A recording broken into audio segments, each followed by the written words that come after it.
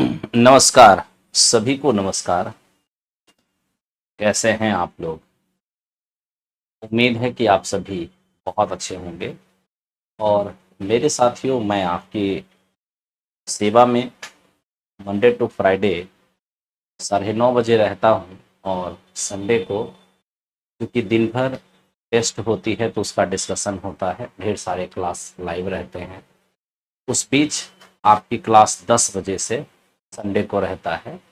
और सैटरडे एक दिन में रिलैक्स में रहता हूं, ताकि आप लोग की सेवा में कोई कमी ना रहे और हमारी फिटनेस में बहुत ज़्यादा प्रॉब्लम ना हो जाए। ठीक है, तो आइए दोस्त, क्लास करते हैं स्टार्ट। आप लोग तैयार हैं? चलिए, बहुत अच्छी बात है। फर्स्ट क्वेश्चन से हम लोग क्लास स्टार्ट करते हैं। आप लोग लाइक का एक बटन प्रेस करते हुए क्लास की शुभारंभ करेंगे, है ना? लीजिए, फर्स्ट क्वेश्चन एलसीएम एचसीएफ से है। आज के 9th-10th का क्वेश्चन है ये। दो प्राकृत संख्या का एलसीएम इतना है, उनका एचसीएफ 3 है, संख्याओं का अंतर 27 है, तो संख्या का योग क्या होगा? सबसे पहले देखिए, दो संख्या का एचसीएफ अगर 3 है तो निश्चित तौर पर दोनों संख्या 3 का ही मल्टीपल होगा, है ना? एक को 3, एक को 3 भी कह रहे हैं, ताकि 3 को मना के एचसीएफ हो जाएगा। ओके मेरे दोस्त, इसी का अंतर दिया है 27। तो अगर 3a और -3b हमारे पास 27 है, तो a माइनस बी का मान तो 9 हो ही जाएगा। आप कहोगे हाँ। अब इन्हीं दोनों का एलसीएम दिया है 1326। एलसीएम कैसे फाइंड करते हैं?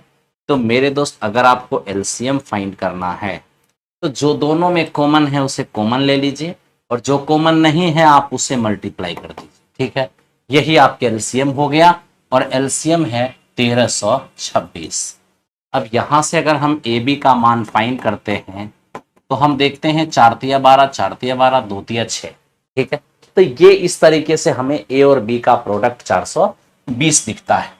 अब आपको ये पता होना चाहिए, 3 और 3b में 3 अगर एचसीएफ है, एचसीएफ 3 था इसलिए नंबर 3 और 3b माने हैं।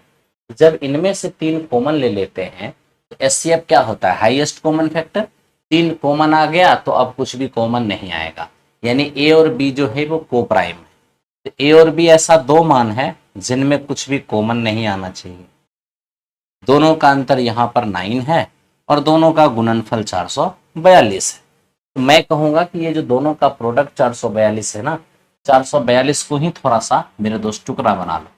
442 को ही थोड़ा सा अगर हम ब्रेक करते हैं तो ये हमें क्या दिखता है मेरे दोस्त? 2 गुना 20, 221। 221 का मतलब होता है क्या? 13 और गुने में 17।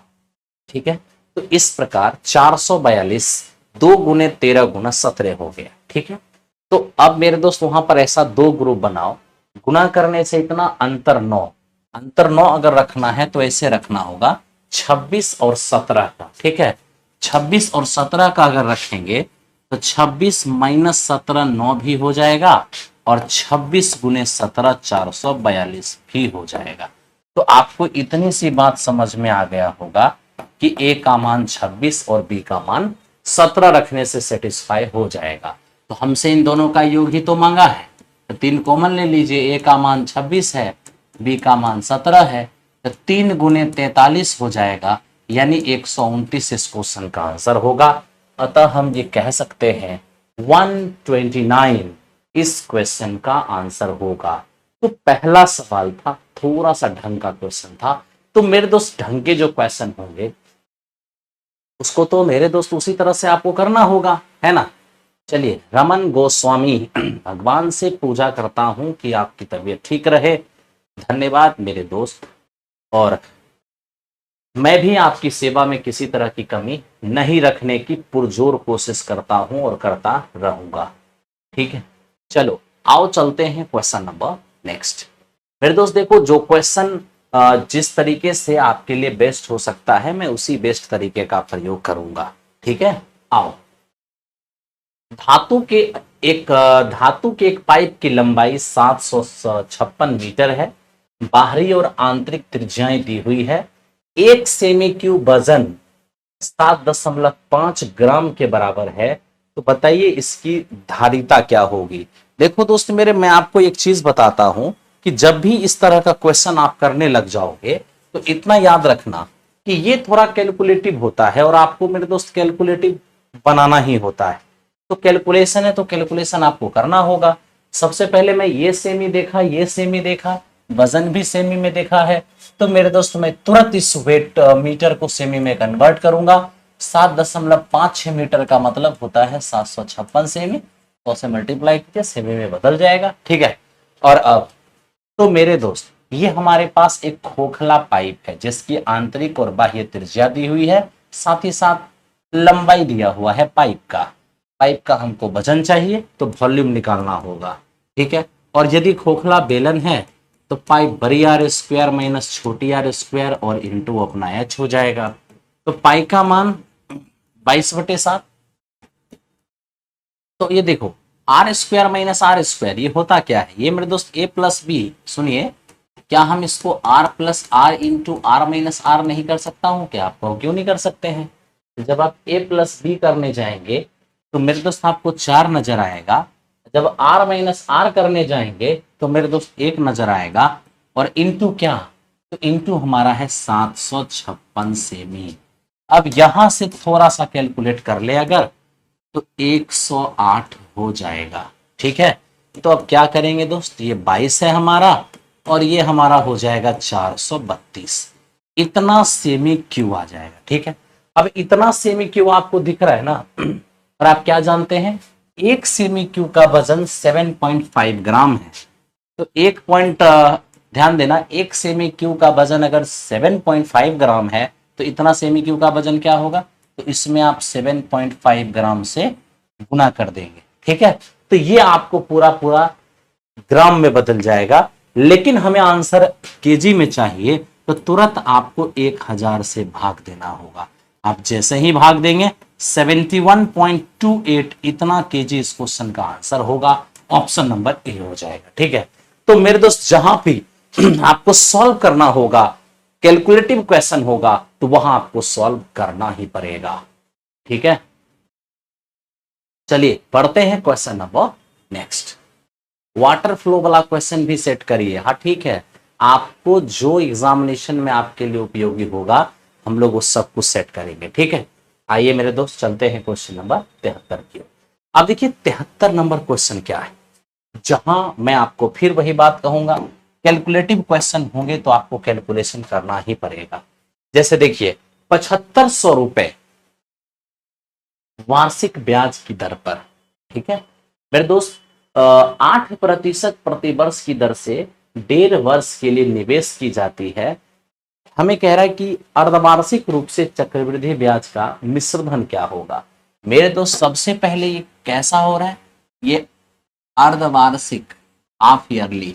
ठीक है, अगर हाफ ईयरली है तो 8% का जो रेट है ये तो वार्षिक रेट है। अगर हम हाफ ईयरली कैलकुलेट करते हैं तो 4% रेट हमारा काम करेगा। ठीक है, अब 4% मेरे दोस्त हमारा रेट काम करेगा और हमसे क्या मांगा है, अमाउंट मांगा है। कौन सा तरीका अपनाऊं, कैसे सॉल्व करूं, ये सबसे बड़ी समस्याएं हो जाती है। तो मेरे दोस्त मैं यहां यही कहूंगा कि आज अगर आप 4% को 1/25, 25 से 26, 25 से 26, 25 से 26 करोगे तो वहां भी कैलकुलेशन आपके लिए आसान नहीं रह जाएगा, लेकिन आपको कैलकुलेशन तो करना होगा, दूसरा कोई उपाय है भी नहीं। ठीक है, तो आइए मेरे दोस्त कैलकुलेशन कर ही लेते हैं। 4% का मतलब है 1/25 से आपका पैसा बढ़ेगा, यानी 25 प्रिंसिपल जो हर संयोजन में एक बढ़कर क्या हो जाएगा, 26 हो जाएगा। ठीक है, तो मेरे दोस्त अगर प्रिंसिपल हमारे पास 7500 है ना, तो ये प्रिंसिपल हर साल अपने आप का 26/25 होता रहेगा, अपने आप का 26/25, और मेरे दोस्त अपने आप का 26/25। ठीक है, अब हम यहां से यही चीज देख रहे हैं, 25 से तो ये हमारा कट गया 30, 25 या 75, फिर 25 से काटेंगे 12 में कटेगा।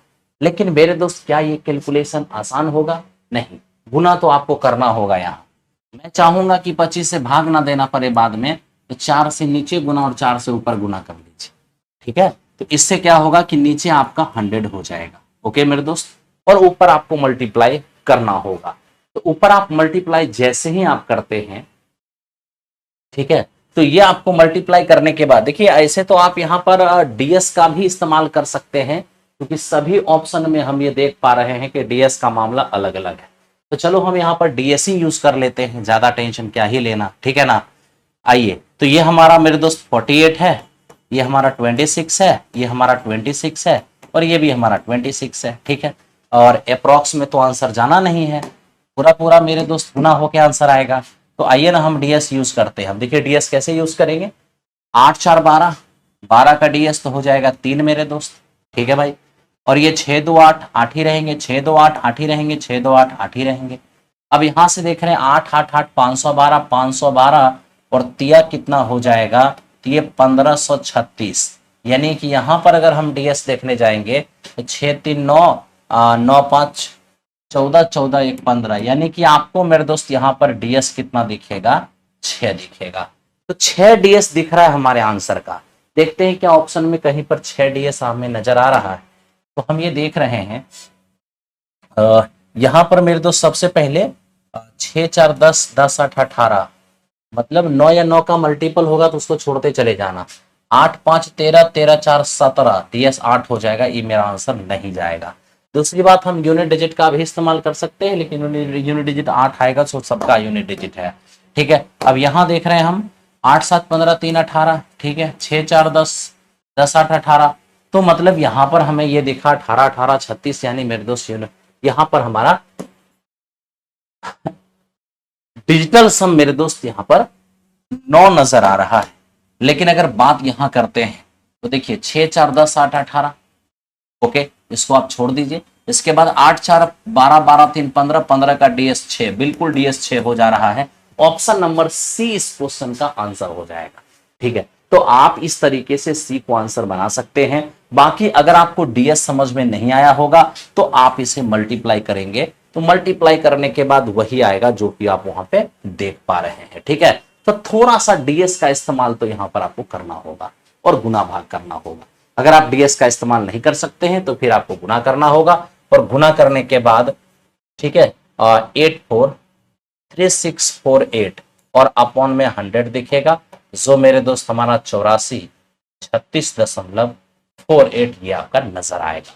तो कैलकुलेशन जहां पे करना होगा वो तो आपको करना होगा, दूसरा कोई उपाय होता भी नहीं है, ठीक है। अरे मेरे दोस्त कितना भी मेथड चेंज कर लो, काम तो आपको करना ही करना है, ठीक है।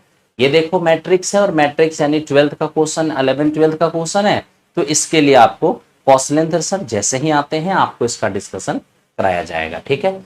मैं आपको 11 12th के लिए प्लेटफॉर्म में स्पेशलिस्ट एक हैं, कौशलेंद्र सर हैं, जिन्हें आप भली भांति जानते हो, तो वही आपको 11 12th के क्वेश्चन को सॉल्व करेंगे, ठीक है। आइए मेरे दोस्त अब चलते हैं इस क्वेश्चन की ओर। अब देखिए ये हमें लिखा है कॉसेक थीटा बराबर 13/12, तो बताइए सर इसका मान इनमें से कौन हो जाएगा। अब देखो ना, कॉसेक क्या होता है मेरे दोस्त, कर्ण और बटे में लंब। आधार निकालेंगे 5 हो जाएगा। साइन, साइन तो होगा p/h, तो ये तो 12/13 ही होगा। कॉस b/h, b/h करेंगे तो 5/13 हो जाएगा। माइनस 10, 10 क्या होता है, 10 तो आपका p/b होता है। तो लीजिए मेरे दोस्त, p है 5 और b है आपका, p है 12 और b है आपका 5। यहां आप देखेंगे तो मेरे दोस्त ये हमारा हो जाएगा 17/13 और माइनस 12/5। यहाँ पर आपका 65 हो जाएगा। 13 पचे 85, सॉरी 17 पचे 85, और ये हमारा 156, क्योंकि 13 पचे तो 65 नीचे आ गया। अब जैसे ही हम इसको घटाएंगे -71/65 आएगा, यानी ऑप्शन नंबर सी इस क्वेश्चन का आंसर। एफ पे पेड़ से मैथ आसान हो गया। चलिए, थैंक यू वेरी मच। आइए मेरे दोस्त चलते हैं अगले क्वेश्चन की।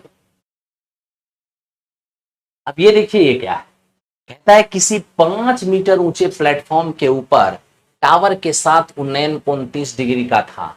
यदि टावर 45 मीटर ऊंची तो प्लेटफॉर्म कितनी दूरी पर था। देखिए ये हमारे पास, मैं आपको बताता हूं, एक प्लेटफॉर्म है जो 5 मीटर की हाइट पर है, ठीक, और एक मेरे दोस्त टावर है जो बिल्कुल धरती पर खड़ी है, और इस टावर की ऊंचाई कितना दिया हुआ है, 45 मीटर। ठीक है, अब आप यहां देखिए दोस्त, ये हमारा क्या है, ये हमारा बेस है। ओके, अब आप क्या कीजिए कि प्लेटफॉर्म के शिखर से, शीर्ष से, हमें कहा टावर के शीर्ष का जो एंगल है वो कितना डिग्री है, तो वो मेरे दोस्त हमारा हो गया है 30 डिग्री। क्या कोई परेशानी है? नहीं ना। चलिए अब आप देखिए इसको, अब ये देखिए, ये 5 तो हमारा, ये भी 5 होगा बिल्कुल। पूरा 45 में अगर ये 5 है तो ये हमारा क्या होगा, 40 हो जाएगा। ठीक है, लीजिए 30 डिग्री, 30 डिग्री के लिए परपेंडिकुलर कितने होंगे, 1, और बेस कितने हो जाएंगे, √3। जब एक का मान 40 है तो √3 का मान क्या होगा, 40 √3 इस क्वेश्चन का आंसर हो जाएगा। प्लेटफॉर्म से टावर की जो दूरी होगी वो 40 √3 होगी। आपने बनाया भी होगा, आपको आंसर आया भी होगा। ठीक है भाई, चलिए खुशबू जी, गुड़िया जी, डॉली जी, सब लोग अच्छे बना रहे हैं, बहुत अच्छी बात है। सुनील भाई, संजय जी, आइए बढ़ते हैं अगले क्वेश्चन पर। अगले क्वेश्चन को देखते हैं क्या है ये। मेरे दोस्त, इसे हमें कहा गया कि सर एक वृत्ताकार मैदान के चारों ओर एक वृत्ताकार सड़क है, तदनुसार उस सड़क की बाहरी और आंतरिक वृत्त की परिधि का अंतर 66 है। आप सड़क की चौड़ाई बताइए क्या होगा। सबसे पहले मैं आपको ये बताता हूं कि ये मेरे दोस्त हमारा एक सड़क है। ठीक है, आप ये देखो ना, अगर ये हमारा बाहरी त्रिज्या है और ये हमारा अगर आंतरिक त्रिज्या है, आप जानते हैं सड़क की चौड़ाई किसको बोलते हैं, ये है मेरे दोस्त सड़क की चौड़ाई। तो अगर आप यहाँ पर बड़ी आर में से छोटी आर घटा देते हैं तो इसी को मेरे दोस्त सड़क की चौड़ाई मानते हैं, है ना। यानी कि बड़ी आर में से छोटी आर हटा दो, यह सड़क की चौड़ाई हो गई। ओके दोस्त, अब आप देखिए हमें दिया हुआ क्या है, बाहरी वृत्त की परिधि यानी 2 पाई बड़ी आर, अंदर वाले वृत्त की परिधि यानी 2 पाई छोटी आर, इन्हीं दोनों का अंतर दिया हुआ है कितना, 66। ठीक है, अब 2 पाई, पाई का मान 22/7, ये हमारा कॉमन आएगा, तो यहां से आर, ये हमारा छोटी आर, ये हो गया हमारा 66। अब यहां से कैलकुलेट करेंगे तो r माइनस आर क्या होगा, 10.5 हो जाएगा। कैसे, 22×66, 21/2 यानी 10.5। तो ये इस क्वेश्चन का आंसर हो गया 10.5 मीटर। ठीक है, आइए अब हम चलेंगे क्वेश्चन नंबर 78 की ओर। देखिए 78 क्या है हमारा। मेरे दोस्त ये क्वेश्चन हमसे कहा कि दो लीनियर इक्वेशन यानी दो लाइन मैं दे देता हूं और आप ये जान लो कि ये आपस में संपाती, ठीक है, कोइंसिडेंट बनाती है। कोइंसिडेंट की जो सिचुएशन है वो A1/A2, B1/B2 और इक्वल्स टू C1/C2।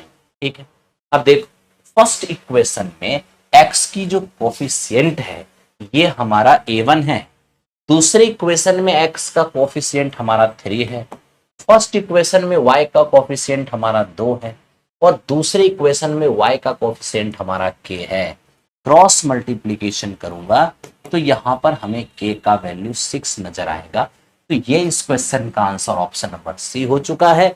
कभी इस तरह के क्वेश्चन अब आपसे गलत नहीं होते हैं, ये भी मैं भी ये बात जानता हूं। ठीक है, आइए चलते हैं मेरे दोस्त क्वेश्चन नंबर नेक्स्ट की ओर।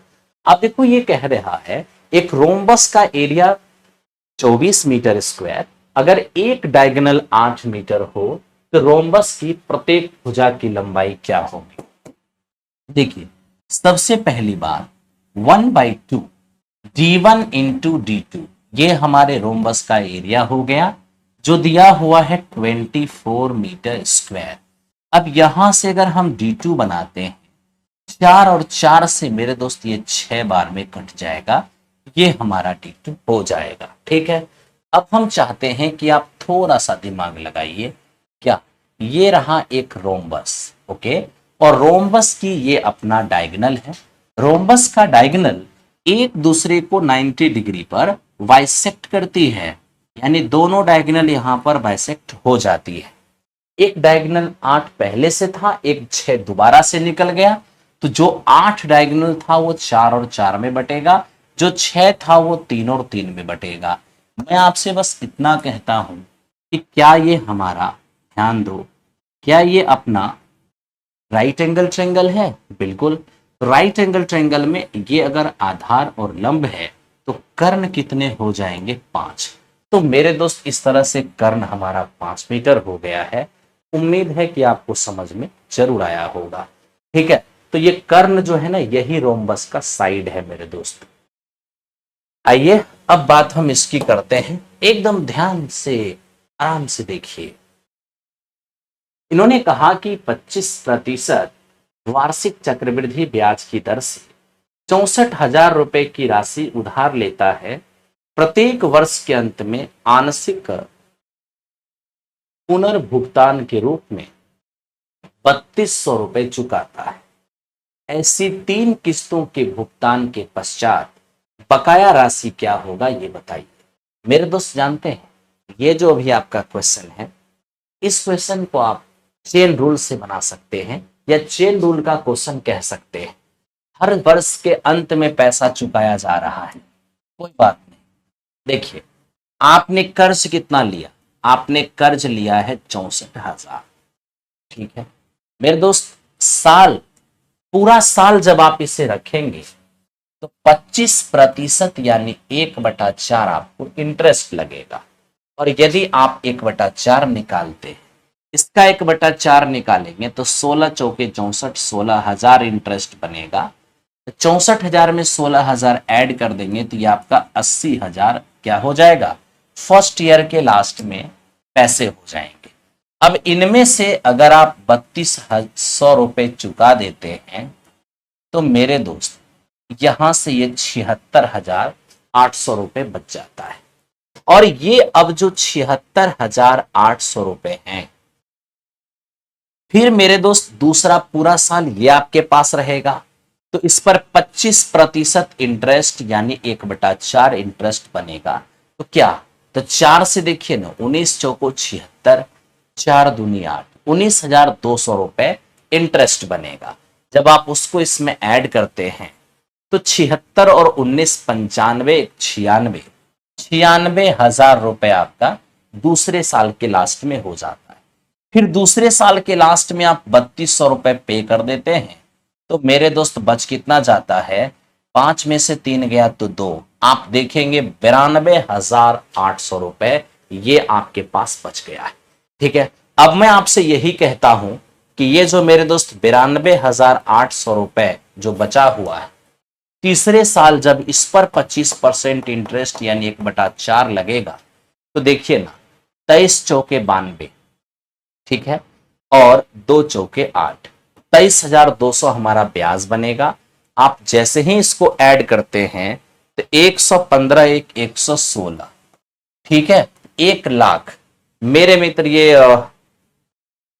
1,16,000 रुपए आपका टोटल हो जाता है। ठीक है, और अब इनमें से आप फिर से तीसरे साल के अंत में 3200 रुपए दे देते हैं तो बच कितना जाएगा? 008, और यहां 5 में से 3 गया तो 2, और मेरे दोस्त 11 रह जाएंगे, यानी कि 1,12,800 रुपए ये आपका बच जाएगा। तो ऑप्शन नंबर सी इस क्वेश्चन का आंसर होगा। मेरे दोस्त आपको काम करना होगा।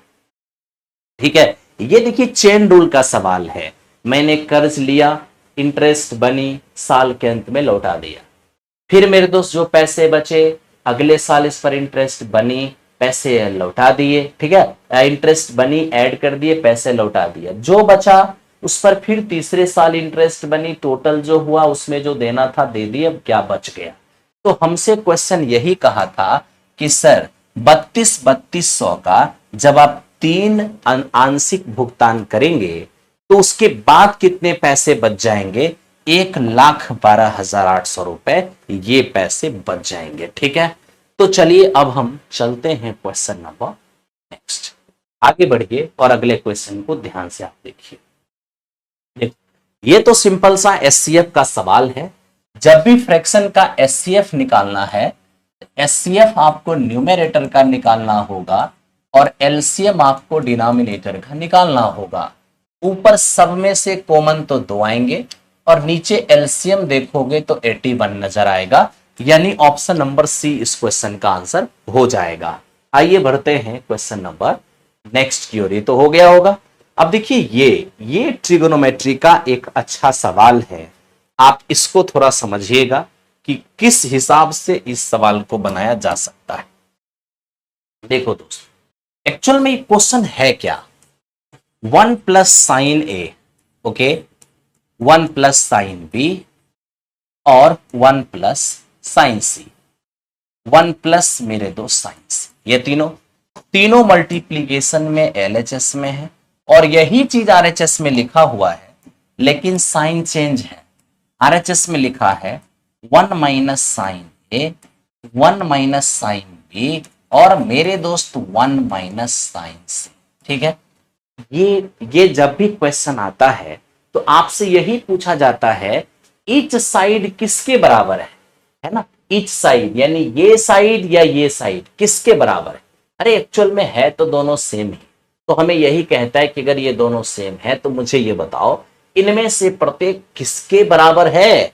तो मेरे दोस्त बड़ा ही सिंपल आपको मैं एक चीज बताता हूं, ठीक है, आप इनमें से किसी को भी अस्थिर रख लो और किसी एक को टारगेट करके आप सवाल बना लो। जैसे मैं मेरे दोस्त अभी इसको अस्थिर रख रहा हूं, इसको टारगेट करके क्वेश्चन बना रहा हूं और जब जिसको भी आप टारगेट करोगे यहां पर आपको बस एक ही काम करना है, साइन चेंज करके उसी से दोनों तरफ गुना कर देना। ठीक है, मैं इसको टारगेट कर रहा हूं तो मेरे दोस्त करूंगा क्या, यहां पर 1 माइनस है ना, तो 1 प्लस साइन ए से गुना है ना, 1 प्लस साइन बी मेरे दोस्त यहां पर और 1 प्लस साइन सी।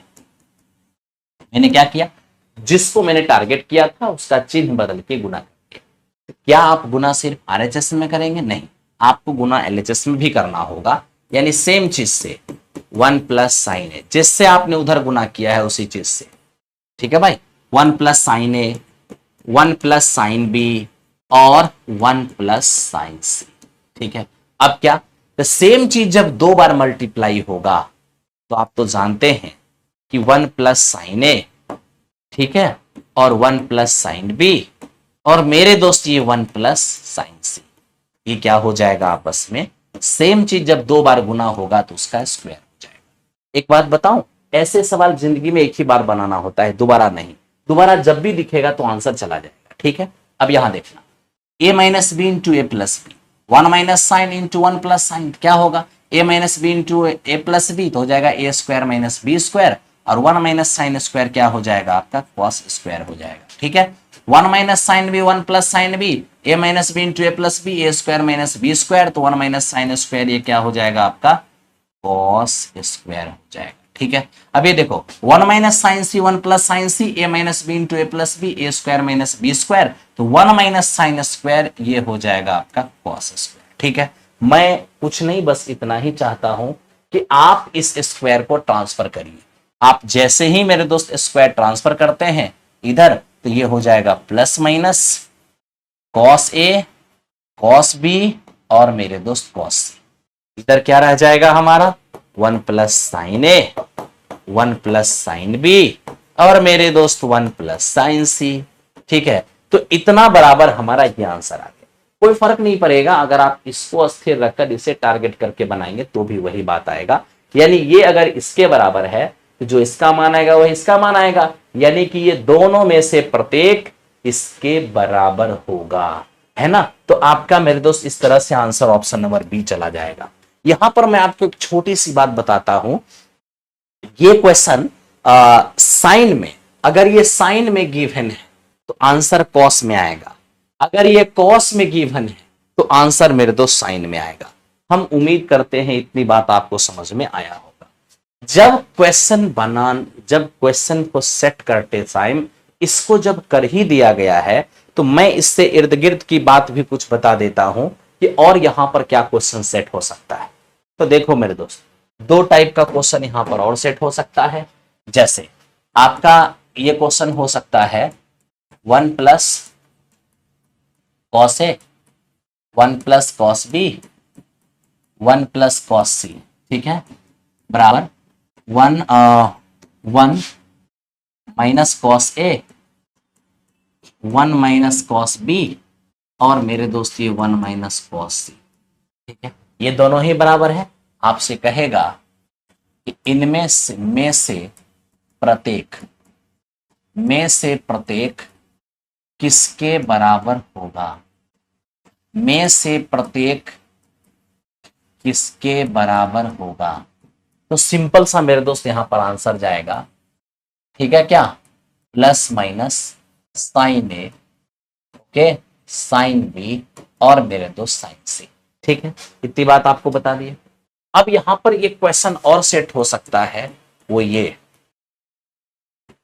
सेक प्लस टेन ए, सेक बी प्लस मेरे दोस्त टेन बी, और सेक सी और प्लस में टेन सी, प्लस में मेरे दोस्त टेन सी, ओके, बराबर सेक ए माइनस टेन ए, सेक बी माइनस टेन बी, और सेक सी और माइनस टेन सी। हमसे यही कहता है इनमें से प्रत्येक किसके बराबर होगा, किसके बराबर होगा। ठीक है, अब यहां पर ध्यान से आप लोग देखिए, अब इनमें से प्रत्येक किसके बराबर होगा, कुछ नहीं, जैसे बनाया था वैसे ही बनाना, प्लस माइनस वन इस क्वेश्चन का आंसर आ जाएगा। ठीक है, प्लस माइनस इस क्वेश्चन का वन आंसर है। क्यों? क्योंकि sec square minus tan square one बन जाएगा, इसीलिए ऐसा होगा। ठीक है, और यही सेम सवाल मेरे दोस्त ये भी बन सकता है क्या, कॉस एक ए प्लस कॉट ए। ठीक है, यहां पर मेरे दोस्त कॉसेक बी प्लस में कॉट बी, ओके, और ये कॉसेक सी प्लस में cot C, cosec C plus में कॉट सी, बराबर कॉसेक ए माइनस में cot A, cosec B minus में कॉट बी, और कॉसेक सी माइनस में कॉट सी। ठीक, यहां फिर आपसे पूछेगा कि प्रत्येक किसके बराबर है, प्रत्येक किसके बराबर। तो मेरे मित्र कॉसेक का और cosec plus cot, cosec minus cot, cosec square minus cot square, यहां भी वन बन जाएगा। तो यहां भी आपका आंसर प्लस माइनस एक ही होगा। तो ये बात आप ध्यान रखिएगा, ये सवाल इस तरह से आपके पेपर में आ सकता है। अगर आपको ये ध्यान रहे तो बहुत अच्छा लगेगा। ठीक है, चलिए मेरे दोस्त चलते हैं क्वेश्चन नंबर नेक्स्ट की ओर, बने रहिए इसी तरह से चलते रहिए। ठीक है, एग्जामिनेशन कब होगी, एग्जामिनेशन जब भी होगी तो आपका नंबर तो आ जाएगा मेरे दोस्त। ठीक है, चलो एक क्वेश्चन सामने है, आंसर देने का प्रयास करो।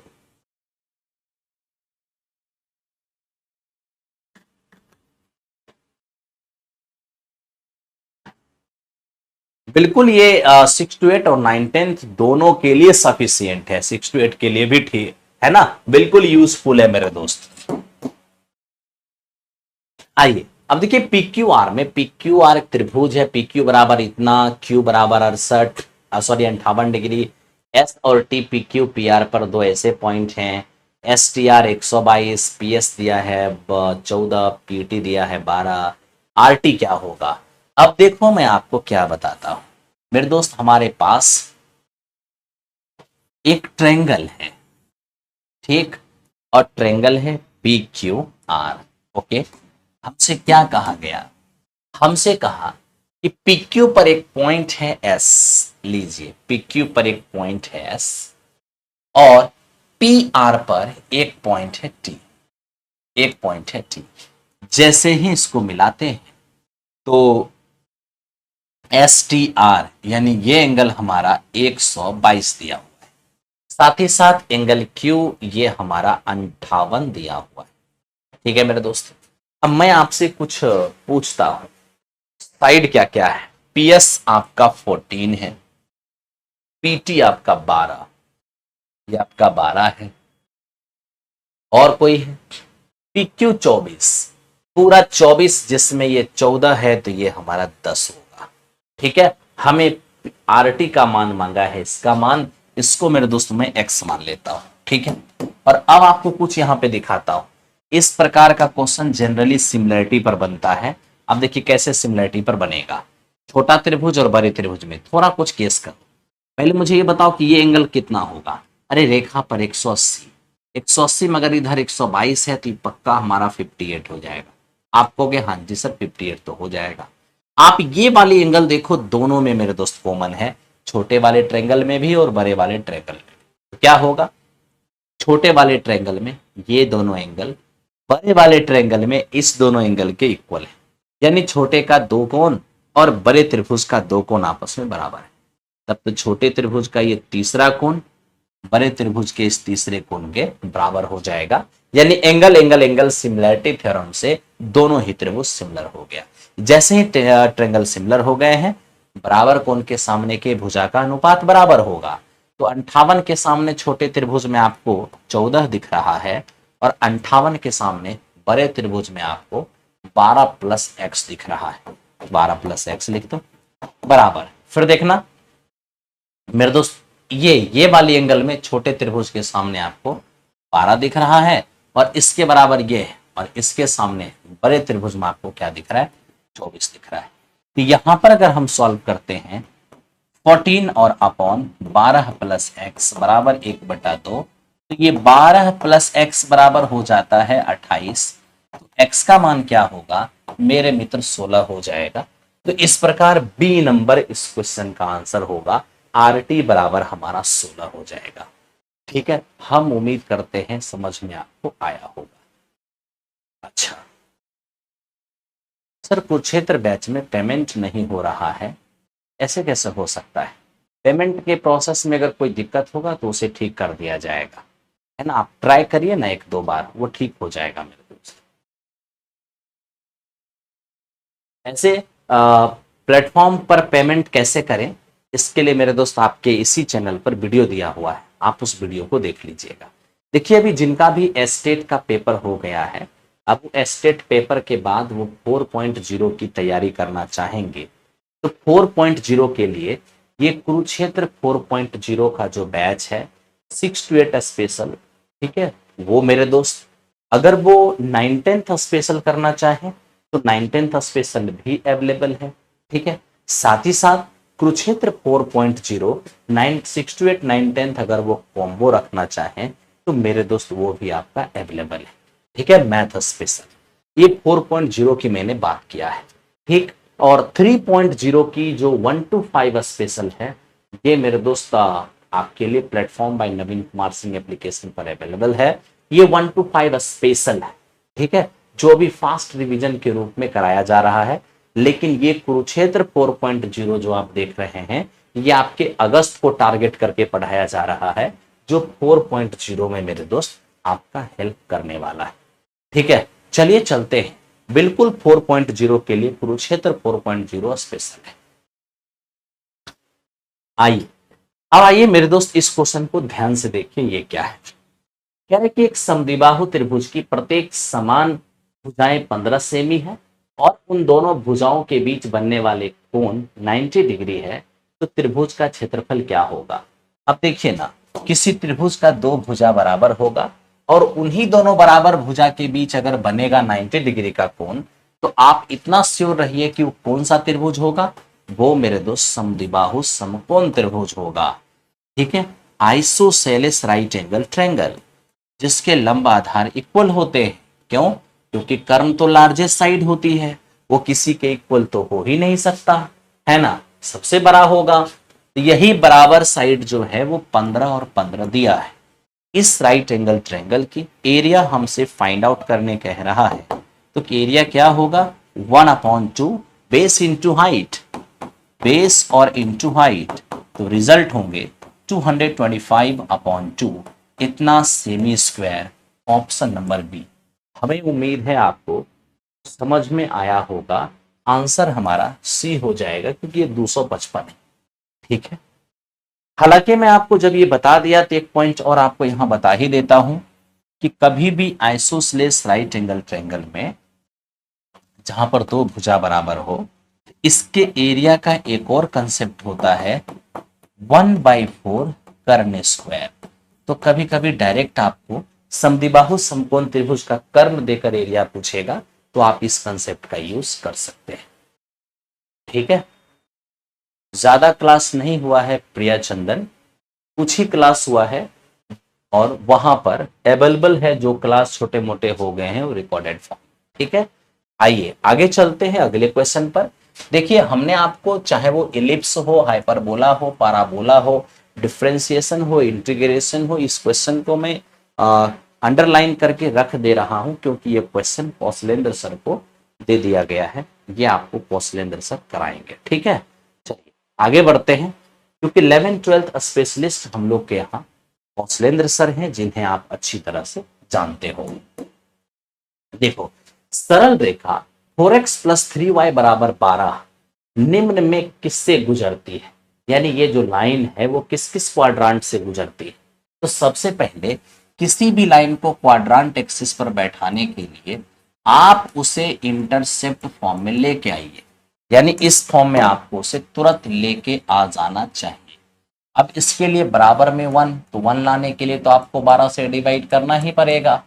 जैसे ही डिवाइड करोगे x/3 y/4 और बराबर में 1। ठीक है, आइए देखते हैं। ये हमारा क्वाड्रांट एक्सिस है। ओके, x का पॉजिटिव डायरेक्शन, x का नेगेटिव, y का पॉजिटिव डायरेक्शन, y का नेगेटिव। इन्होंने क्या कहा है, x को 3 पर और y को 4 पर। देखो ना, x को 3 पर कट करेंगे ये हो गया, y को 4 पर करेंगे ये हो गया। अब जैसे ही यहां से लाइन पास करेंगे तो किस किस क्वाड्रांट से पास करेगी, ये दूसरे क्वाड्रांट पास करेगी, फर्स्ट क्वाड्रांट से पास करेगी और फोर्थ क्वाड्रांट से पास करेगी।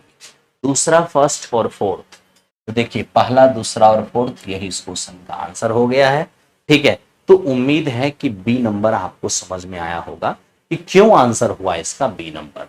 ठीक है, 3 क्वाड्रांट से गुजर रही है। आइए मेरे दोस्त करते हैं इस पर हम लोग सवाल।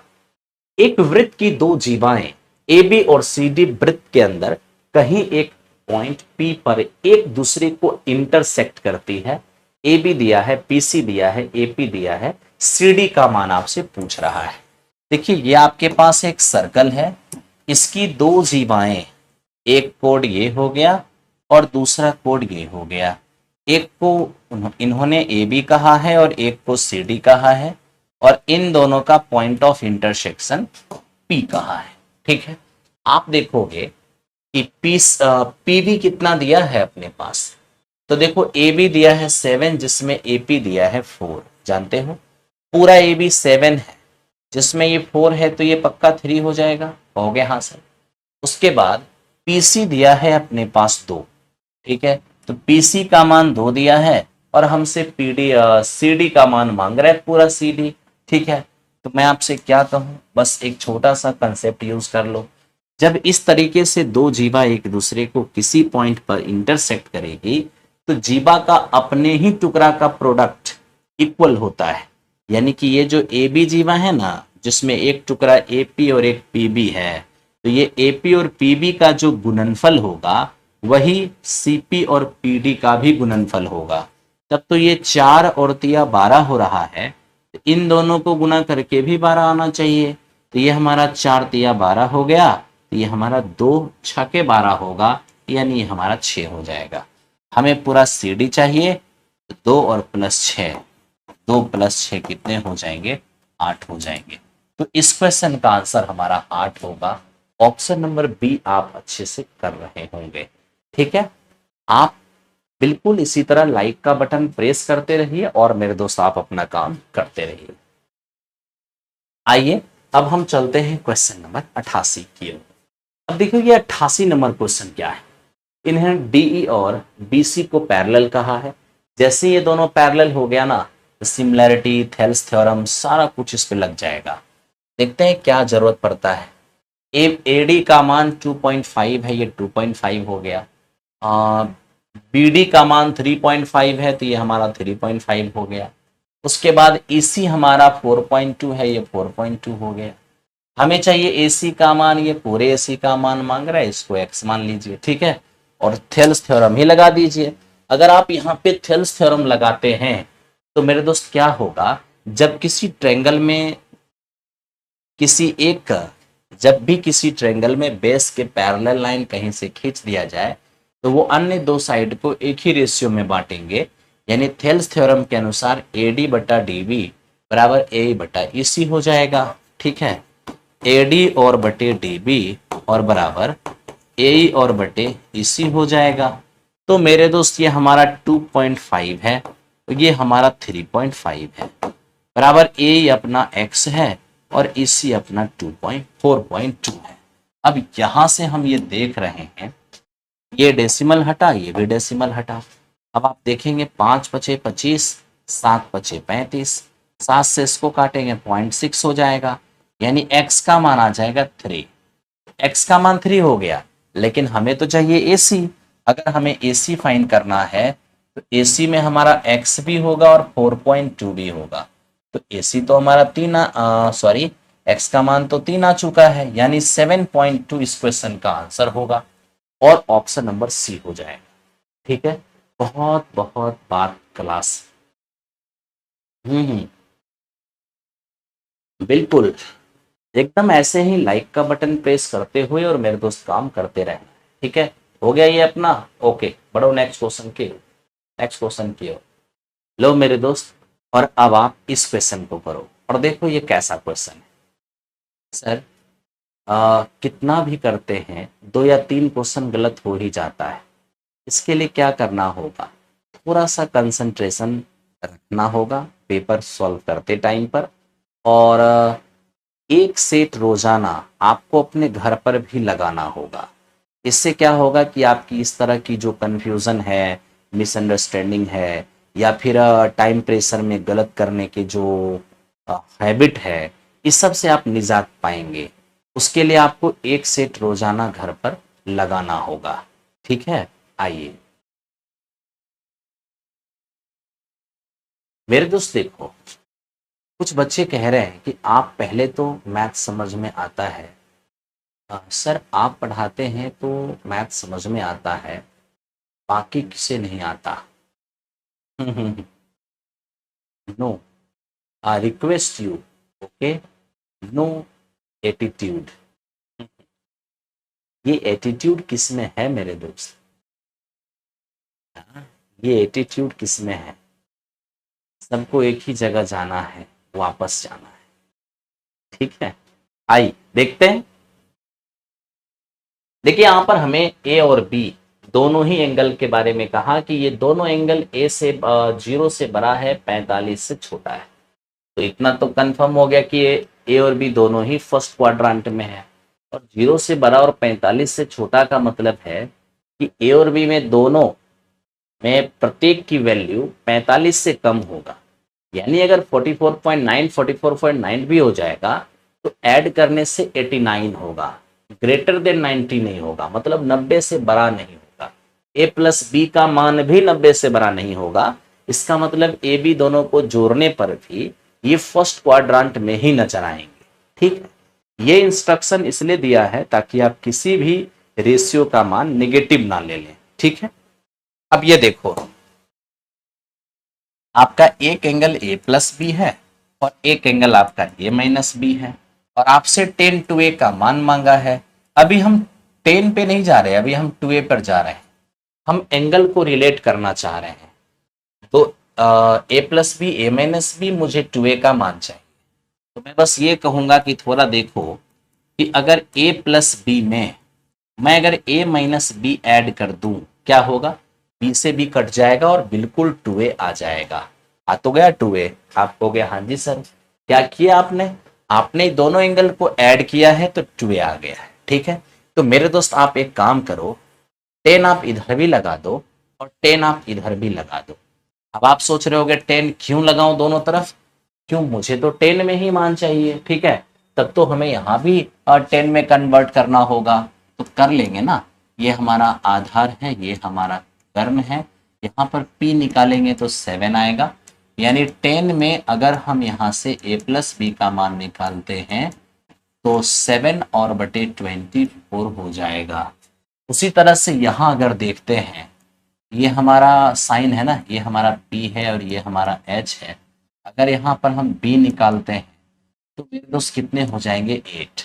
यानी टेन ऑफ एंगल अगर हम A माइनस बी फाइंड करने चले जाएं तो P हमारा 15 होगा और B हमारा 8 हो जाएगा। ठीक है, आइए मेरे दोस्त अब आप काम कीजिए।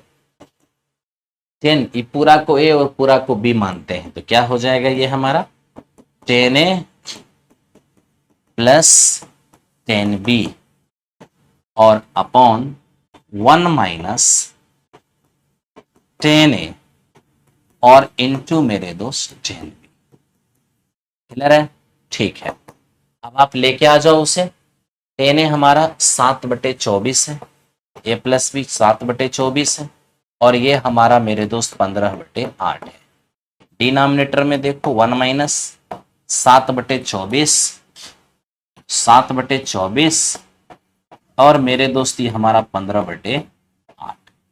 अगर हम इसे थोड़ा सा एलसीएम ले लें या मेरे दोस्त मल्टीप्लाई ही कर ले तो हम यहां पर यही चीज देखेंगे कि 24 और 8 हो जाएगा 192। ठीक है, क्यों? क्योंकि नीचे मल्टीप्लाई होने वाला है इसलिए कर रहा हूं। 8 सते यहां पे 56 आ जाएंगे और ये 24 गुने 15, 15 चौके 60, 15 दूने 30 और 6 36। लीजिए, नीचे भी मेरे दोस्त एलसीएम हमारा 192 ही होगा। यहां पे आ जाएगा हमारा 192 और माइनस 15 सते 105। तो हम देख रहे हैं कि इससे तो हमारा कैंसिल आउट हो गया, बिल्कुल। और इसे ऐड करने पर ये 416 हो जाएगा और नीचे मेरे दोस्त इसमें से इसको घटाने पर ये 87 हो जाएगा। तो कौन सा ऑप्शन हमारा आंसर होगा? ऑप्शन नंबर ए हमारा आंसर होगा। अब देखो कैलकुलेटिव बहुत अच्छा लगा। देखो कैलकुलेटिव होगा तो मेरे दोस्त काम तो करने होंगे, कैलकुलेशन करना होगा, वरना 9th के टीचर आप यूं ही तो नहीं बन जाओगे। मेहनत तो आपको थोड़ी बहुत करना ही होगा, ठीक है ना। चल आगे बढ़ते हैं, अगले क्वेश्चन पर हम लोग देखते हैं। अब देखते हैं कि ये क्वेश्चन क्या है। ये हमारे पास 2 7 12 dot dot dot dot dot 10 पदों का योग मांगा है। ये मेरे दोस्त हमारा एपी है। एपी का ये अपना फर्स्ट टर्म है। कॉमन डिफरेंस निकालने जाऊंगा तो 5 हो जाएगा। आप सबको पता है कि एस एन बराबर क्या होगा, n/2। 2a का मान 2 है प्लस n-1 और इंटू डी और डी हमारा 5। ये हमारा 5 हो जाएगा और यहां से 9 × 5 = 45, 45 और 4 हो जाएंगे 49। यानी इसका आंसर हमारा 245 हो जाएगा। Option number A. मुझे नहीं लगता है कि कोई प्रॉब्लम आपको होना चाहिए। सर साइड प्लीज, साइड तो मैं हो ही जाता हूं। इसका स्क्रीनशॉट लेना है क्या? ले लो स्क्रीनशॉट, क्या दिक्कत है? देखो मित्र, समय अधिक लगता है, समय कम लगने का एक ही उपाय है कि आपको रोजाना एक सेट अपने घर में लगाना होगा। ठीक है, और प्लेटफॉर्म में जिस दिन आप सेट लगाने आते हैं उस दिन आपको ये मान के चलना है कि आज हम एग्जामिनेशन देने जा रहे हैं। तो प्लेटफॉर्म की सेट को आप अपना फाइनल पेपर समझिए, बाकी एक पेपर आप अपने रूम पर डेली लगाइए। ठीक है, अब जैसे देखिए ये क्वेश्चन क्या है, ये sin 25 cos 35 cos 35 और sin 35। मतलब जो हम यहाँ देख रहे हैं वही चीज हमें यहाँ नजर आ रहा है। ठीक है भाई, और जो हम यहाँ पे देख रहे हैं वही चीज हमें यहाँ पे नजर आ रहा है। तब तो हम यहाँ एक फॉर्मूला यूज कर सकते हैं, क्या? Sign A cos B cos A sine B. Sign A cos B cos A sine B, ये कंसेप्ट होता है अपना साइन ए प्लस बी। तो इस तरह से हो जाएगा हमारा साइन 60 और साइन 60 होगा √3/2। तो मेरे दोस्त ये ऑप्शन नंबर सी हो गया है। हमें नहीं लगता है कि कोई परेशानी आपको होना चाहिए। ठीक है, आते हैं, चलते हैं नेक्स्ट क्वेश्चन। देखो मित्र ये क्या है, देखो ये हमसे कहा है सर एक वस्तु के अंकित मूल्य पर हमने XX% की 2 लगातार छूट दी है। ठीक है, और XX% की 2 लगातार छूट इतने की एकल छूट के बराबर हो गया है। यदि वस्तु की MRP इतनी है तो X का मान क्या होगा? अब मैं आपसे ये पूछता हूं कि अगर लगातार एक ही छूट लगातार 2 बार दिया गया, यानी XX% की 2 लगातार छूट दी गई है, तो छूट दिया किस में जाता है? MRP पर। और छूट देने के बाद क्या होता है? फाइनली आप सेल कर देते हैं। तो आज आपको सेलिंग प्राइस तो निकालना पड़ेगा। आप कहोगे हाँ जी सर। देखो मेरे दोस्त, हमारा ये MRP, ये आप देख रहे हो 920 है, ठीक है। रही बात सेलिंग प्राइस निकालने की, तो सेलिंग प्राइस निकलेगा कैसे? तो उसके लिए आप यही कहोगे कि सर 920 रुपए की चीज MRP है, जिस पर छूट 331.20 की आपने दिया है, तब तो यहां पर 80 हो जाएंगे। 9 में से 1 जाएगा, ये 8 होगा, और ये 11 में से 3 जाएगा, 8 होगा, और मेरे दोस्त ये 8 में से 3 जाएगा तो 5 हो जाएगा। यानी फाइनली आप 588.80 इतना में सेल कर रहे हो। यानी MRP में से आप डिस्काउंट को जब हटाओगे तो बिक्री मूल्य ही तो नजर आएगा। आप कहोगे हाँ जी सर। तो आओ ना, मैं चाहता हूं कि बिक्री MRP और बिक्री मूल्य का रेशियो हो जाए। तो आप डेसिमल हटाओगे, यहां पर 2 जीरो आ जाएंगे। आप कहोगे हाँ जी सर। 1 जीरो से 1 जीरो आपका कैंसिल आउट हो गया। अब आप 23 से काट लीजिए, 23 चौके 92, और यहाँ 23 से अगर आप काटते हैं 23 दूनी 46, ठीक है भाई। और बच जाएंगे कितने? 12। तो 23 दूनी 46, 46 इसमें से अगर जाता है तो 12 128, 23 पंचे और 23 छके, यानी 400, और मेरे दोस्त 256। ओके। अब आपसे मैं एक सवाल पूछता हूं, क्या अगर आपने XX% की 2 लगातार छूट दी है, तो मेरे दोस्त अगर प्रतिशत में दोनों छूट सेम है तो फ्रैक्शन भी तो सेम ही बनेगा। हाँ जी। तो X% की पहली छूट देने पर मान लेते हैं A रुपए की वस्तु B में बिक रहा होगा। चूंकि X% की ही दूसरी छूट है, यानी एक बार फिर से A रुपए की वस्तु B में बिक रहा होगा। आप कहोगे हाँ जी सर। अब मेरे दोस्त 2 लगातार छूट देने के बाद हम देख रहे हैं कि फाइनली 400 MRP और 256 हमारा SP नजर आ रहा है। आप सोच रहे होंगे यहां क्यों नहीं काटे आप? क्यों? क्योंकि A इंटू ए हमारा A square, B into B हमारा ये B स्क्वायर, और बराबर ये हमारा 400 और बटे 256 वर्गमूल जो निकल जाता, तो A बाय B करने जाएंगे, ये 20/16 नजर आएगा। तो मेरे दोस्त यहां पर आपका 20 हो गया और यहां पे आपका 16 हो गया। यानी x का मान अगर आप निकालेंगे तो आप ही देखिए, हर बार 20 का चीज 16 में बिक रहा है, यानी छूट कितने की? 4 की। किस पर? 20 पर, और इंटू 100। तो फाइनल आपको 20% की छूट नजर आ रहा है। तो मेरे दोस्त इस तरीके से आपका यहाँ पे काम हो गया है ना। बहुत आसान है, बहुत आसानी से आप इसे बना सकते हो, कहीं कोई प्रॉब्लम है ही नहीं। क्यों? आज आपको लाइक का बटन प्रेस करने में प्रॉब्लम हो रहा है क्या? या फिर ढंग का पढ़ाई नहीं हो रहा है? बताओ।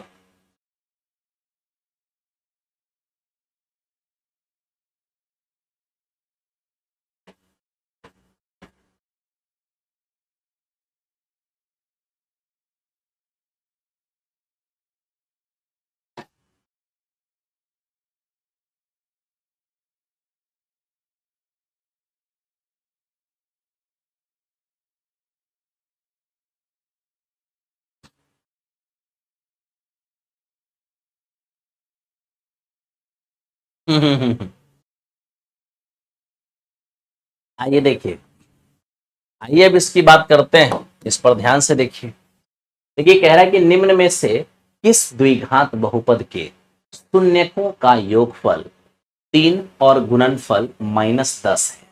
मेरे दोस्त आपको ये पता होना चाहिए, X square minus sum of roots into X plus product of roots, ये तो आपको पता ही होना चाहिए, बराबर 0। ठीक है। लो मेरे दोस्त, एक्स स्क्वायर मूलों का योगफल पहले से 3 दे रखा है, प्रोडक्ट ऑफ रूट्स -10 है, यानी x square minus 3x minus 10 इसका आंसर हो गया। ऑप्शन नंबर कौन सा? सी इसका आंसर हो गया। ये तो हो गया क्वाड्रेटिक, ठीक है। लेकिन मेरे दोस्त अगर मामला क्यूबिक इक्वेशन का आ जाए तो मेरे भाई यहां पे ध्यान देना, इसको ढंग से ही लिख लो ना, x square minus alpha plus beta into X plus alpha into beta. लेकिन अगर क्यूबिक इक्वेशन की बात आएगी तो ऐसे ध्यान रखना, एक्स क्यू माइनस मूलों का योगफल alpha beta gamma into x square plus दो दो मूल के गुणनफल का योग इंटू एक्स और माइनस तीनों मूलों का गुणनफल यानी प्रोडक्ट ऑफ रूट्स। ठीक है, तो इस तरीके से मेरे दोस्त आप द्विघात त्रिघात सब काम कर सकते हैं। ठीक है, आओ बढ़ते हैं अगले क्वेश्चन की ओर। अब देखो ये क्या है, हमें कह रहा है कि एक्स अक्ष पर वह बिंदु कौन सा है जिससे ये दोनों ही बिंदु समदूरस्थ है, इक्वी डिस्टेंट है। बहुत बच्चे यहां पर स्लोप लगाने लग जाते हैं, तीनों को एक लाइन में रखने लग जाते हैं और एक्स अक्ष पर जो बिंदु है उसको मिड पॉइंट समझने लगते हैं। ऐसा कुछ नहीं है मेरे दोस्त। सबसे पहली बात, जो हमारा पॉइंट है, जिस पॉइंट की बात क्वेश्चन कर रहा है वो पॉइंट है कहाँ? वो पॉइंट है एक्स एक्सिस पर। और याद रखना, एक्स एक्सिस पर कोई भी पॉइंट होगा, एक्स का मान तो होगा लेकिन वाई का मान 0 होगा, ना तो आप समझते हो। तो कह रहा है कि एक्स एक्सिस पर इसी पॉइंट से हमारा दो पॉइंट मेरे मित्र इक्वी डिस्टेंट है। दो पॉइंट में एक हमारा 2,-5 है और एक मेरे दोस्त हमारा 2,-9। 2,-5 है और -2,9 -2, ठीक है। अब आप यहां देख लीजिए, एक मेरे दोस्त हमारा ये और एक मेरे दोस्त हमारा, हमें क्या बोला है? हमें कहा यही एक्स एक्सिस पर वह पॉइंट फाइंड करें जिससे 2,-5 और -2,9 इक्वी डिस्टेंट हैं। इक्वी डिस्टेंट यानी ए बी और ए सी जो आपस में बराबर हैं मेरे दोस्त, इन दोनों का स्क्वायर भी आपस में इक्वल होगा। ठीक है, ओके। तो चलिए आइए मेरे दोस्त, जब ए बी आपस में इक्वल है तो दोनों का स्क्वायर भी इक्वल होगा। आज अगर हम ए बी स्क्वायर निकालते हैं तो क्या होगा? x - 2 का स्क्वायर, x - 2 का स्क्वायर प्लस 0 - 5 का स्क्वायर, 0 माइनस प्लस 5 का स्क्वायर। अगर AC फाइंड करेंगे तो मेरे दोस्त ये हमारा होगा x और माइनस माइनस प्लस 2 का स्क्वायर, 0 - 9 तो 0 - 9 का स्क्वायर हो जाएगा। ये काम करते हैं, एक्स स्क्वायर -4x प्लस 4 और ये 25, x square plus 4x plus 4 और ये हमारा होगा 81। मेरे दोस्त x square plus 4 x square plus 4 तो खत्म ही हो गया, -4x उधर से आएगा, -4x हो जाएगा -8x और बराबर ये जाके उस पार घट जाएगा तो ये क्या हो जाएगा? तो मेरे दोस्त ये हो जाएगा 6 और 7 में से 2 गया तो 5, यानी हमारा x का मान आ जाएगा -7 और x का मान -7 होने से -7 गुना 0, ये इस क्वेश्चन का आंसर होगा -7,0। Option number A. मुझे नहीं लगता है कि आपको कहीं से भी कोई तकलीफ होना चाहिए।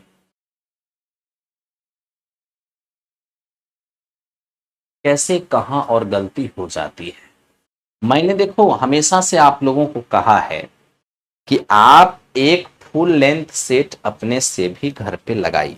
ठीक है, गलतियां होना ये नेचर है इंसान की, गलतियां होती रहेगी होती रहेगी। धीरे धीरे एक्यूरेसी डेवलप होता है। और एक सेट अगर रोजाना घर पर लगाते हो, वीकली टेस्ट जो प्लेटफॉर्म में होती है उसे आप अगर फाइनल टेस्ट समझते हो, और प्लेटफॉर्म में जो मॉर्निंग में सेट होता है उसे आप रेगुलर बेसिस पर करते हो, पटना में हो तो ऑफलाइन, पटना से बाहर हो तो ऑनलाइन, तो आपको कभी भी पेपर में दिक्कत नहीं होगा। ठीक है, चलो। और दूसरी बात क्या, फांकी मारने से पेपर नहीं होगा दोस्त। मैंने 2.0 का दौर देखा है, 3.0 का दौर देखा है, इतने सारे बच्चों का सिलेक्शन देखा है, इतने सारे बच्चे को सिलेक्शन भिन्न भिन्न कारणों से रुकते हुए भी देखा है, सिलेक्शन होते हुए भी देखा है। अब देखो ना, 2.0 के अंदर कहो या 3.0 के अंदर कहो, हालांकि 3.0 का पेपर अभी हुआ नहीं है, लेकिन मैथ से रिगार्डिंग जो भी बच्चे अपनी पढ़ाई करते हैं, मैक्सिमम 99.9% बच्चे वो हमारे साथ जरूर जुड़े हुए हैं। ठीक है, और हाँ मेरे दोस्त, ऐसे बच्चे भी जो कहीं और भी अगर जुड़े हुए होंगे तो वो हमारे साथ बाद में जरूर जुड़ गए हैं। और मैं जहां तक आप लोगों को ये 99.9% जब कहता हूं तो आप कुछ सोचने लग जाते हैं। सोचने की कोई बात नहीं, वो हमारे एप्लीकेशन से, हमारे यूट्यूब से, या हमारा जो अपना बुक आता है रुक्मिणी पब्लिकेशन से, प्लेटफॉर्म वाले, उससे किसी ना किसी रूप से वो जरूर जुड़े होते हैं, लाभान्वित होते हैं, और उनका सिलेक्शन अवश्य होता है। ठीक है, तो आप लोग भी मेरे दोस्त मेहनत कीजिए, अच्छा कीजिए, बहुत अच्छा है। आइए मेरे दोस्त इसकी बात करते हैं। दो स्पर्श रेखा पीए और पीबी बाहरी बिंदु पी से केंद्र ओ वाले एक वृत्त पर खींची गई है। यदि ओ ए बी बराबर 30 डिग्री तो ए पी बी का मान क्या होगा। देखिए, ये हमारे पास एक सर्कल है मेरे, ठीक है, और ये अपना एक बाह्य बिंदु मान लीजिए पी है। अब बाह्य बिंदु से एक स्पर्श रेखा इधर और मेरे दोस्त एक स्पर्श रेखा आपका इधर, दो स्पर्श रेखा आपने खींच दी है। इसे स्पर्श बिंदु को ए कह रहा हूं, इसे मैं बी कह रहा हूं, कहीं ना कहीं तो सेंटर होगा। अब देखिए, त्रिज्या स्पर्श रेखा पर लंब होती है, त्रिज्या स्पर्श रेखा पर लंब होती है। मेरे मित्र, इसे मैं जैसे ही मिला दूं, इसे मैं जैसे ही मिला दूं, तो आप तो ये बात देख रहे हो, क्या केंद्र है, केंद्र से परिधि त्रिज्या होगी, केंद्र से परिधि त्रिज्या होगी। मित्र मेरे, आपको बस इतना पता है कि ओ ए बी, ये आपको पता है कि 20 है। ठीक है, तो आपको मैं बताऊं, ये अगर 20 है तो ये भी 20 होगा। क्यों? क्योंकि इस त्रिभुज में दो भुजा बराबर है, और किसी भी त्रिभुज की दो भुजा बराबर होगी तो सामने का कोण भी बराबर होगा। इसके सामने 20 है तो इसके सामने भी 20 होगा। आप कहोगे हाँ जी सर। फिर देखो, ओ ए बी एक त्रिभुज है, ओ ए बी एक त्रिभुज है, त्रिभुज के तीनों कोण मिलकर 180, जब दोनों मिलके 40 हैं तो ये दोनों मिलके 30 था ना मेरे दोस्त, 30, चलिए 30 और 30 60 हो जाएगा। 30 और 30 अगर ये 60 है तो ये पक्का 120 हो जाएगा, तभी तो 180 हो पाएगा। आप कहोगे हाँ जी सर। साथ ही साथ आप ये भी जान लो कि ये वाली एंगल और ये वाली एंगल मिलकर भी 180 होता है, तब तो ये अगर 120 है तो ये पक्का हमारा 60 हो जाएगा। और इस तरीके से मेरे दोस्त आप आराम से काम कर सकते हो, नो प्रॉब्लम। ठीक है, आइए हम बढ़ते हैं क्वेश्चन नंबर 96 की ओर, देखते रहिए। ये तो हो गया होगा अपना, ठीक है, पढ़ो। देखो 96 हमें कह रहा है कि एक गोलाकार सेल का आयतन क्या होगा जिसकी आंतरिक और बाह्य त्रिज्या दिया हुआ है। यानी ये खोखला गोला है, और खोखला गोला का अगर आपको आयतन फाइंड करना है तो 4/3 पाई बड़ी आर क्यू माइनस छोटी आर क्यू।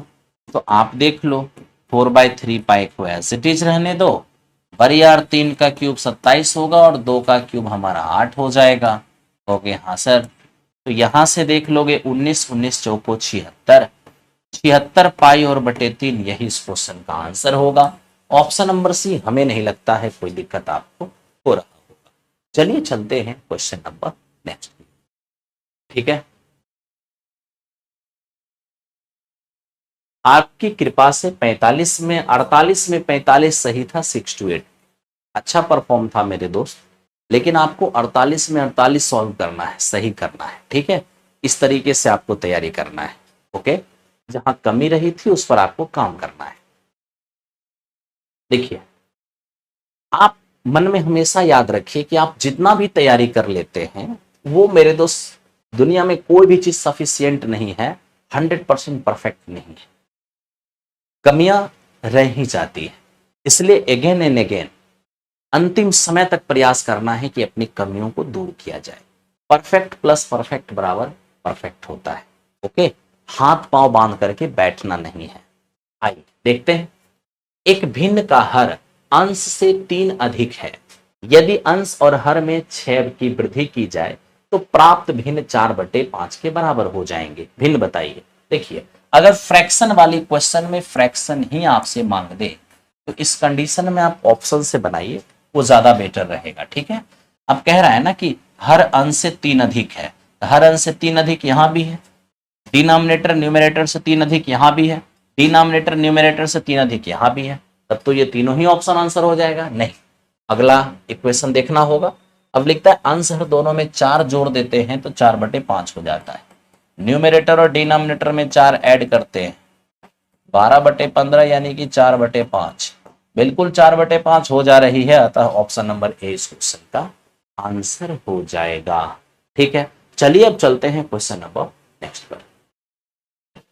मेरे दोस्त अब इसको देखते हैं ये क्या। अब देखिए ये हमसे क्या कह रहा है, हमें कह रहा है 2 पॉइंट किसी रेखा खंड को 1:2 और 2:1 के अनुपात में विभाजित करती है तो उन्हें हम किस बिंदु के नाम से जानेंगे। जानते हो दोस्त, ये कह रहा है ना 2 पॉइंट किसी रेखा को 1:2 और 2:1 में विभाजित करती है। इसका मतलब ये है कि 2 पॉइंट में जब पहला पॉइंट का इस्तेमाल किए हैं तो ये पूरी रेखा को 1:2 में बांटा है, जब दूसरे पॉइंट को इस्तेमाल किए हैं तो पूरे रेखा को 2:1 में बांटा है। इसको देखकर ही मेरे दोस्त हमें ये लग जा रहा है कि आखिर यहाँ पर मामला है क्या। एक्चुअल में यहाँ पर मामला, यहाँ देखिए ये पूरा का पूरा मान लीजिए हमारा ए बी है। ठीक है, ये पूरा का पूरा मामला हमारा ए बी है।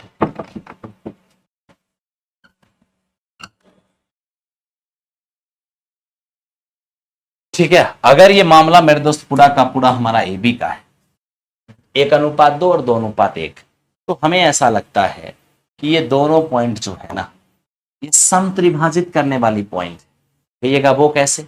अब जैसे देखिए, अगर हम यहाँ पर 3 इक्वल पार्ट में इसे बांट देते हैं और इसको 1, इसको 1 और इसको भी 1 कहते हैं, इसको, इस पॉइंट को P कह रहे हैं, इस पॉइंट को Q कह रहे हैं, आपको नहीं लगता है कि पॉइंट P पूरा ए बी को क्या कर रहा है? तो मेरे मित्र पॉइंट P जो है ना पूरा ए बी को 1:2 में विभाजित कर रहा है। लेकिन बात अगर Q की जाए तो Q पूरा ए बी को क्या कर रहा है? तो Q जो है ना पूरे ए बी को इधर देखिए 2:1 में बांट रहा है, यानी कि 2:1 में बांट रहा है। तो मेरे दोस्त पहला पॉइंट 1:2 में और दूसरा पॉइंट 2:1 में तभी विभाजित करेगा जब ये दोनों पॉइंट इस पूरे ए बी का समत्रिभाजन बिंदु होगा। समत्रिभाजन बिंदु का मतलब क्या है? ट्राइसेक्ट करने वाली पॉइंट होगा। ठीक है, तो आई होप आपको समझ में आया होगा कि आखिर यहां पर दोनों पॉइंट का पोजीशन क्या है। बिल्कुल रस्का जी का सही है, आफ्ताब हुसैन, राजकुमारी, अमरजीत सिंह ऑफिशियल, आनंद, राज, अंकु। अरे भाई ये अमरजीत सिंह ऑफिशियल है, तू तो एकदम बिल्कुल मास्टर के नाम का ही अपना नाम रख लिए। चलो कोई बात नहीं है, अच्छा लगा। ठीक है, ध्यान दो। देखो एक आयत की लंबाई, बहुत लोग को मैं देख रहा हूं क्या लिख रहे हैं, गुरुजी हृदय के चारों चेंबर से लोट पोट कर प्रणाम करता हूं। आपको भी मेरे दोस्त दिल से आशीर्वाद है, ऊपर वाले से प्रार्थना है। ठीक है, ध्यान दो। देखो एक आयत की लंबाई 30 सेमी है, कह रहे चौड़ाई लंबाई का 2/3 के बराबर है। उस वर्ग का क्षेत्रफल क्या होगा जिसका परिमाप आयत के परिमाप के बराबर है। अब हम ये देख पा रहे हैं कि चौड़ाई मेरे दोस्त लंबाई का 2/3 है। ठीक है, इसमें इतना सोचना क्या है, चौड़ाई अगर लंबाई का 2/3 है तो लंबाई तो हमारा 30 है, उसका 2/3 करेंगे तब तो ये 20 हो जाएगा, है ना। और लंबाई 30 तो पहले से पता है। अब दोनों का परिमाप बराबर है तो 2 इंटू लंबाई और प्लस चौड़ाई, ठीक, ये हो जाएगा आयत का परिमाप और 4 गुने भुजा वर्ग का परिमाप होगा। 100 4 से काटेंगे, ये हो जाएगा 25, 25 हो गया हमारे वर्ग की भुजा। और वर्ग की भुजा अगर 25 है तो एरिया हमारा 625 होगा। आई होप इसमें परेशानी आपको नहीं होना चाहिए, ठीक है। आइए दोस्त मेरे चलते हैं क्वेश्चन नंबर नेक्स्ट। अब देखिए ये 100 नंबर क्वेश्चन क्या है। मित्र मेरे, यह हमसे कहता है एक पासे को 2 बार फेंका जाता है, उनके अंकों का योग 10। एक पासे को 2 बार फेंकूं और अंकों का योग 10 हो जाए, जिनमें कम से कम एक बार 5 आने की प्रोबेबिलिटी क्या होगा। अब तनिक सोचना मेरे दोस्त, क्या कहोगे आप। अब देखो ना, एक पासा को 2 बार फेंकें और सम ऑफ डिजिट हमें 10 दिखना चाहिए, तो 10 कब दिखेगा। अंकों का योग 10 तब दिखेगा जब एक पर 4 दूसरे पर 6 होगा, या एक पर 6 दूसरे पर 4 होगा, या मेरे दोस्त दोनों पर ही हमारा क्या होगा, 5 हो जाएगा। ठीक है, क्या कहोगे अब। तो हम ये कहेंगे कि अंकों का योग 10 होना चाहिए। ये क्या हो गया हमारा, ये मेरे दोस्त हमारा इवेंट हो गया। टोटल इवेंट किसके लिए, सम ऑफ डिजिट 10 के लिए। लेकिन मुझे प्रोबेबिलिटी किसका चाहिए, मुझे प्रोबेबिलिटी चाहिए कि अंकों का योग 10 हो, लेकिन उनमें कम से कम एक डिजिट 5 होना चाहिए। तो कम से कम एक डिजिट 5 वाले कितने इवेंट हैं, केवल और केवल मेरे दोस्त एक इवेंट है। ठीक है, और बटा टोटल 1 2 3 घटना, यानी मेरे दोस्त 3 हो जाएगा। तो कम से कम एक 5 का मतलब दोनों पर 5 भी चलेगा। तो अंकों का योग 10 भी होना चाहिए और उस पर कम से कम एक डिजिट 5, यानी दोनों डिजिट भी 5 चल सकता है। तो ऐसा तो केवल एक ही इवेंट है जहां पर अंकों का योग 10 भी हो और डिजिट मेरे दोस्त 5 भी हो। ऐसा एक इवेंट है, और अंकों का योग 10 हो जाए ऐसा 3 इवेंट है। तो इस क्वेश्चन की प्रोबेबिलिटी क्या हो जाएगा, 1/3 हो जाएगा। आइए चलते हैं क्वेश्चन नंबर नेक्स्ट की ओर। देखिए इसमें dot dot dot dot dot dot dot लगा हुआ है, ठीक है मेरे दोस्त, जो कि थोड़ा मिट गया है।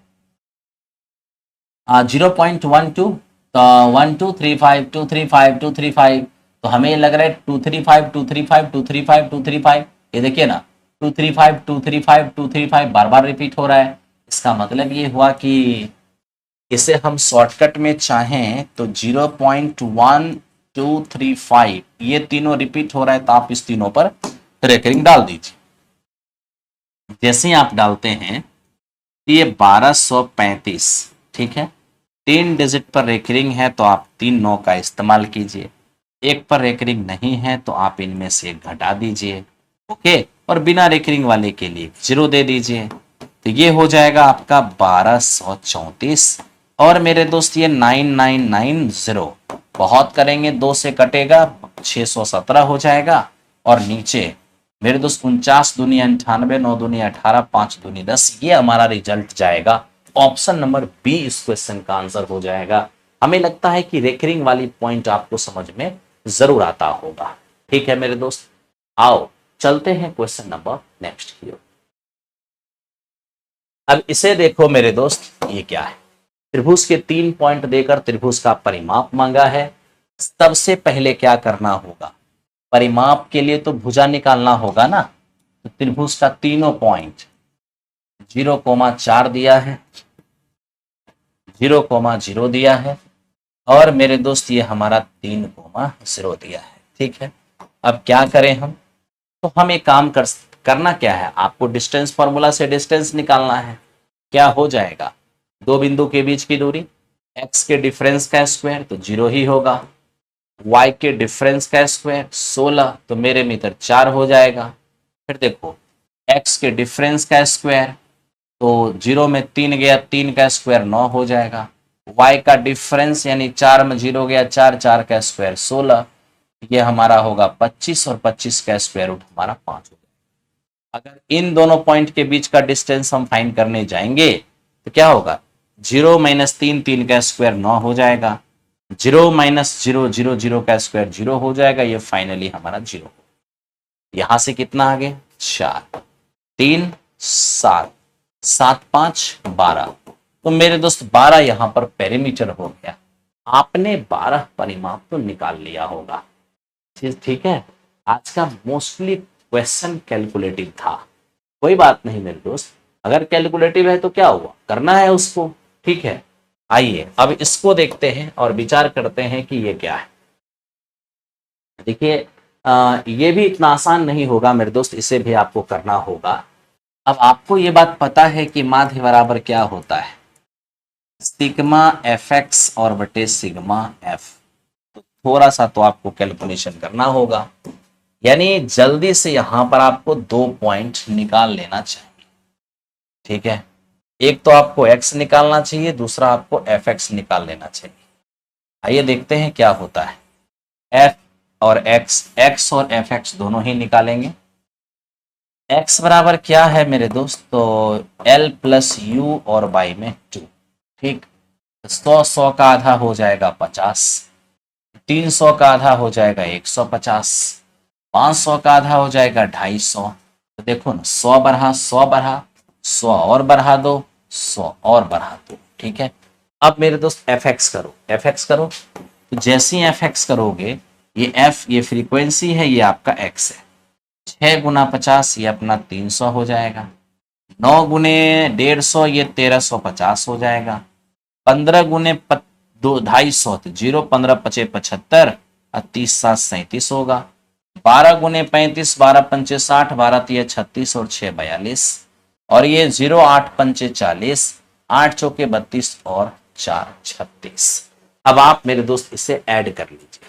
जैसे ही आप ऐड करेंगे 37.5 और ये हो जाएगा हमारा 13.5, तो 38 13 51, 51 और 3 5400, ये 5400 हो गया। और इनको जोड़ने से क्या होगा, तो मित्र मेरे ये 5400 है, और इन्हें देखो तो ये 8 और ये 7 7800 हो जाएंगे। फाइनली ऐड करने के बाद 00 8 4 12, 12 और 1 हो जाएगा 13, यानी 13,200 आपको दिखेगा मेरे दोस्त ये ऐड करके। और बाकी यहां पर आप देखो 15 15 30, 30 और 20 क्या हो जाएंगे, 50 हो जाएंगे। एक जीरो से जीरो कैंसिल आउट हुआ, 5 दूनी 10, 5 6 30, 5 चौको 20, यानी कि 664 इस क्वेश्चन का आंसर होगा। आपको मेरे दोस्त काम करने होंगे, ठीक है। चलिए चलते हैं अगले क्वेश्चन की ओर। बहुत अच्छा लग रहा है, आप लोग ऐसे ही मेरे दोस्त बने रहो और काम करते रहो। एक बार फिर मेरे दोस्त आप लोग लाइक का बटन एक बार जोर से प्रेस करो, ताकि ये 500 प्लस लाइक हो जाए और काफी मजा आए मेरे दोस्त काम करने में, ठीक है। आओ ध्यान दो, निम्नलिखित बंटन का बहुलक इनमें से क्या होगा। बहुलक फाइंड करना है, तो आप सबको ये बात पता होना चाहिए कि बहुलक क्या होता है, बोले नहीं। ये मेरे दोस्त बीपीएससी का एग्जामिनेशन है, इसको यूं हल्के में समझने की भूल मत कर। जिन्होंने भूल किया है, इन्हें हल्के में लेने का, हल्के समझने का, उन्हें काफी खामियाजा भुगतना पड़ा है, ठीक है। काबिले तारीफ गुरुवर मेरे दोस्त, आपका जो प्यार, आपका जो बीच बीच कहते हैं, आपका जो लगातार प्यार और भरोसा जो बना हुआ है, इसके लिए तो क्या कहें, मैं कुछ भी कर दूं तो कम पड़ जाएगा। लेकिन आपसे एक प्रॉमिस जरूर है मेरे दोस्त, कि आपका जब तक पेपर नहीं होता तब तक मैंने अपने सारे पार्टी फंक्शन, सारे रिश्तेदार, सारे नाते, हर जगह से मैंने डिस्टेंस, हर जगह से मैं आपके लिए क्या कहूं कि सिर्फ माफी ही मांगा है। कि बहुत बड़ी जिम्मेदारी हमारे ऊपर है, हमारे भाई लोग, हमारे जो भी साथ में जुड़कर प्रिपरेशन करने वाले अभ्यर्थी हैं, आप सभी के लिए मेरे दोस्त अभी तो हमने सिर्फ और सिर्फ पूजा फंक्शन पाठ यही सब त्यागा है। जरूरत पड़ी तो बहुत बड़ी से बड़ी चीज भी मेरे दोस्त आपके लिए त्याग होगी। आपको पता है कि 2.0 में क्या क्या त्याग हुआ था, और उससे बड़ी त्याग करने के लिए भी मैं आपके सामने तैयार। तो आइए मेरे दोस्त, सर पढ़ाइए ना प्लीज। हाँ हाँ ठीक है, बिल्कुल मेरे दोस्त आपको पढ़ाऊंगा, पढ़ाने के लिए ही आया हूं। और बीच में बहुत ज्यादा वार्तालाप नहीं, अच्छा नहीं लगता है। मॉड, देखो मॉड बराबर क्या होगा, L plus F M minus F one by 2fm minus F1 minus F2 और इंटू एच। सबसे पहले बहुलक निकालने से पहले हमें मॉड क्लास लिखना है। ठीक है, देखो मॉड क्लास किसे कहते हैं? जिस क्लास की फ्रीक्वेंसी मैक्सिमम होगा वही अपना मॉड क्लास होगा। तो देखो मैक्सिमम फ्रीक्वेंसी है 27, तो यही क्लास हमारा मॉड क्लास है। मॉड क्लास की फ्रीक्वेंसी को ही एफएम कहते हैं, जस्ट पहले वाले को F1 कहते हैं और जस्ट बाद वाले को F2 कहते हैं। मॉड क्लास की लोअर लिमिट को हम L कहते हैं, upper limit minus lower limit ये हमारा। बहुत अच्छे, आइए अब मेरे दोस्त इस पर बैठाइए। लोअर लिमिट हमारा 20 है और प्लस एफएम कितने हैं 27 और F1 हमारा 23। ठीक है, 2fm 27 और दूनी 54 होगा, माइनस F1 ये हमारा 23 है और F2 ये हमारा 21 है। ओके, और मेरे दोस्त इंटू एच करने चले जाएं तो एच अपने पास क्या है? एच अपने पास 10 है, तो हम यही देखेंगे ये हमारा 20 है प्लस 4। नीचे हम देख रहे हैं कि 54 और माइनस 44, तो 10 रहेगा, 10 से 10 कट जाएंगे, तो मेरे दोस्त 10 से 10 कट ही जाएंगे तो 4 ही रहेगा। 24 इस क्वेश्चन का आंसर होगा ऑप्शन नंबर ए। कहीं से भी आपको परेशानी नहीं होना चाहिए। ठीक है, आइए चलते हैं नेक्स्ट क्वेश्चन। देखिए ये क्या है मेरे दोस्त, ये हमें फिर से एपी का एक क्वेश्चन सामने दिख गया है। आइए बनाते हैं झटके से। देखिए 8वां पद हमारा -23 है, तो a प्लस 7d यही हमारा 8वां पद होता है। ओके, अब कह रहे 12वां पद -39, तो a प्लस 11d ये हमारे पास -39 है। ठीक है, आइए ध्यान से देखिए इसको। हमें क्या चाहिए? प्रथम और द्वितीय पद। मेरे दोस्त ये हमारा a से a कैंसिल आउट हुआ, 11 में 7 गया तो माइनस का 4d होगा और 39 में से 23 गया तो ये 16 हो जाएगा। d का मान यहां से -4 आ गया। अब यही d किसी एक इक्वेशन में डाल दीजिए, a प्लस 7 इंटू -4 और बराबर ये कितने होंगे? -23। a बराबर हमारा क्या होगा? 5। तो मेरे दोस्त इस तरीके से हमारा a निकल गया है 5। दूसरा हमें क्या चाहिए? प्रथम पद और दूसरी पद चाहिए। तो प्रथम पद अगर हम ध्यान से देखें तो ये हमारा तो 5 ही हो गया, और दूसरी पद क्या होगा? a और प्लस d, तो ये अपना 1 हो जाएगा। यानी 5 और 1 यही इस क्वेश्चन का आंसर हो जाएगा। ठीक है, चलिए अब चलते हैं नेक्स्ट क्वेश्चन पर। उम्मीद है इतना समझ में आया होगा आपको। ठीक है, अब देखो ये क्या है मेरे दोस्त, इसमें हम बड़ा छोटा कैसे डिसाइड करेंगे? इस प्रकार के क्वेश्चन में आपको पावर को इंटीजर बना लेना चाहिए, जिससे कैलकुलेशन बहुत आसान होगा। जैसे देखो मैं आपको एक चीज बताता हूं, अगर कभी भी ऐसा हो जाए कि जैसे ये x है मेरे दोस्त और यहां पर m ऑर्डर की करनी है, तो इसे जब आप लिखोगे ना, मतलब इन स्टड्स को हटाना चाहोगे और पावर बनाना चाहोगे, तो देखो x की पावर कुछ नहीं तो 1 है ना, कहोगे हाँ सर। x जो इसकी पावर है वो पावर न्यूमरेटर रहेगा और जितना ऑर्डर की करनी है वो डिनोमिनेटर में आ जाएगा। ठीक है भाई, तो ये एक छोटा सा पॉइंट मैंने आपको समझाने की कोशिश किया है।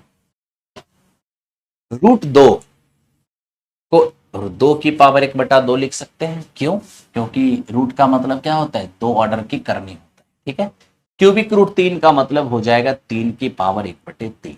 ओके, और फोर्थ रूट 4 का मतलब होगा 4 की पावर 1/4। सिक्स रूट 5 का मतलब होगा 5 की पावर 1/6। क्या करना है आप? मेरे तो सबके पावर को सेम चीज से मल्टीप्लाई कर दो, तो जो बड़ा है वो बड़ा ही रहेगा, जो छोटा है वो छोटा ही रहेगा। अब किससे मल्टीप्लाई करें ताकि पावर जो है ना वो भिन्न के रूप में नहीं इंटीजर के रूप में हो जाए? इसके लिए 6, 4, 3 और 2 का एलसीएम हो जाएगा 12। आप सारे पावर को 12 से मल्टीप्लाई कर दो, 12 से मल्टीप्लाई कर दो। जैसे ही 12 से मल्टीप्लाई करोगे 2 की पावर 6 होगी, 3 की पावर 4 होगा, 4 की पावर 3 होगी और 5 की पावर 2।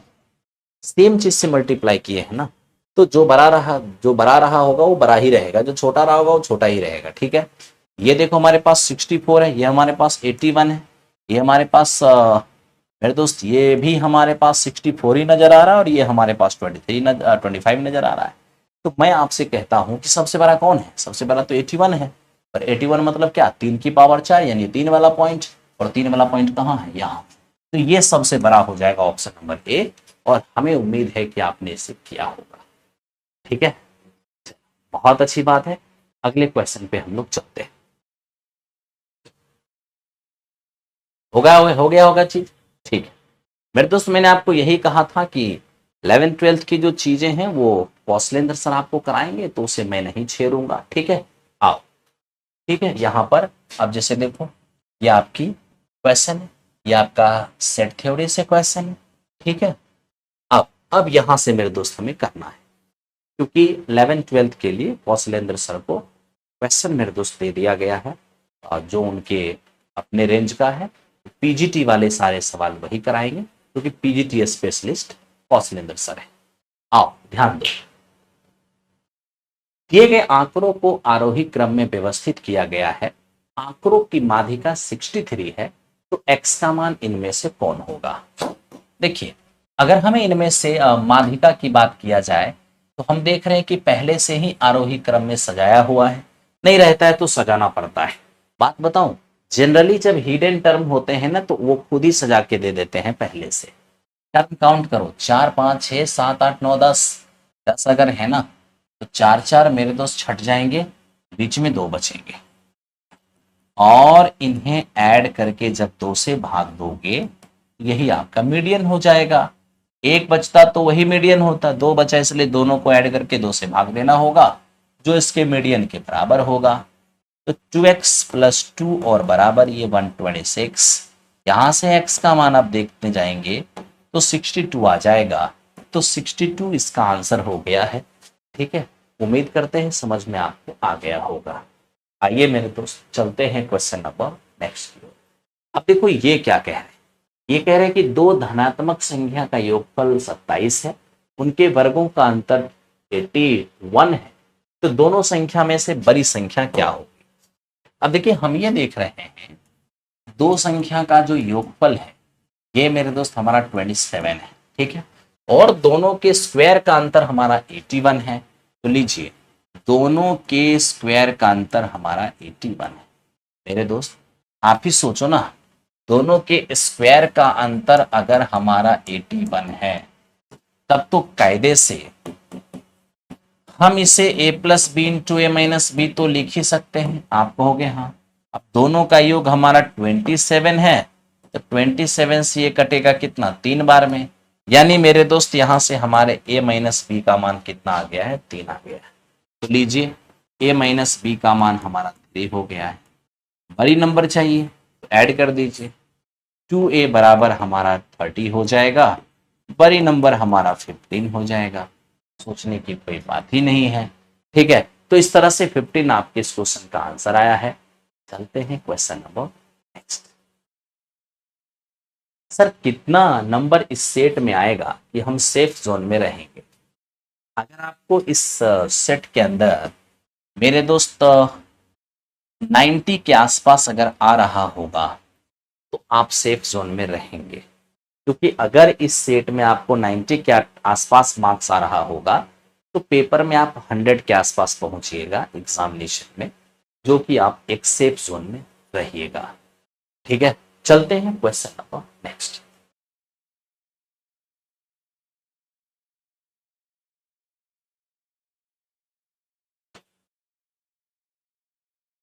एक दुकानदार अपनी साड़ियों के मूल्य लागत मूल्य से 20% अधिक अंकित करता है, खरीदार को 10% की छूट भी देता है।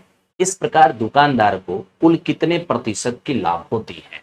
देखिए, आपने पहले खरीदी होगी, उसके बाद थोड़ा सा इंक्रीज करके एमआरपी बनाया होगा, और फाइनली इस पर थोड़ा डिस्काउंट देकर आपने बेच दिया होगा। ठीक है, मैं यहां पर सीपी 100 मान लेता हूं। 20% आपने बढ़ाया है, तो 20% बढ़ाओगे, एमआरपी 120 हो जाएगा। इस पर 10% की छूट दोगे, तो 10% की छूट दोगे ना।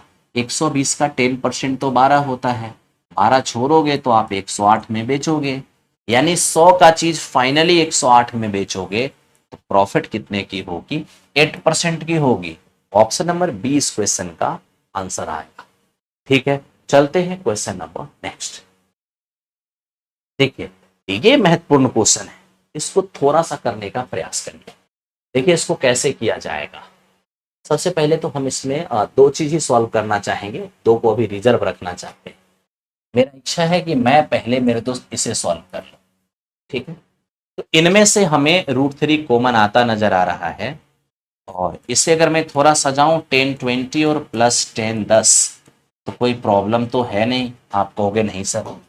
अब देखो, अब जब हम इसको देख रहे हैं ना, तो थोड़ी सी एक फीलिंग्स आ रहा है। क्या फीलिंग्स? ये आ रहा है कि अगर मैंने यहाँ पर 1 माइनस 10 20 इंटू 10 10 से डिवाइड कर दें, और इसी चीज से 1 माइनस 10 20 और इंटू 10 10 इसी चीज से मल्टीप्लाई कर दें, क्या ही फर्क पड़ता है? कोई फर्क नहीं पड़ेगा। फिर से ये चीज कट के जो पहले से था वही रह जाएगा। आप कहोगे हाँ सर, लेकिन मेरे दोस्त अब यहाँ देखो, √3 इंटू, अगर मैंने इससे गुना और इससे भाग और गुना किया है, तो इससे एक रिजल्ट बनेगा। क्या? 10a + 10b by 1 minus 10a into 10b। ये क्या रिजल्ट बन जाएगा? 10 ऑफ एंगल ए और प्लस बी बन जाएगा। ठीक है, और इनटू, जैसे ये हमारे पास 1 माइनस 10 20 और इंटू 10 10 है, इसको एज इट इज रहने दीजिए। अब यहां देखिए ये हमारा √3 है, और 10 30 ये भी हमारा 1/√3 है। ठीक है, और यहां आप देखेंगे 1 माइनस ये 10, ध्यान दीजिए मेरे दोस्त, 1 माइनस 10 20 और इंटू 10 100 10 10 तो रह ही जाएगा। अब हम ये देख रहे हैं कि √3 से √3 हमारा कैंसिल आउट, ये बच गया ना। अब उसको भी ले आइए, वहां से मेरे दोस्त मैंने छोड़ा 10 10 और इंटू 10। अब देखिए ये चीज माइनस में प्लस में ये भी खत्म हो जाएगा। रिजल्ट क्या बचेंगे? फाइनली 1 बचेगा। तो इस क्वेश्चन का आंसर हमारा 1 हो गया है। हम उम्मीद करते हैं कि आपको समझ में।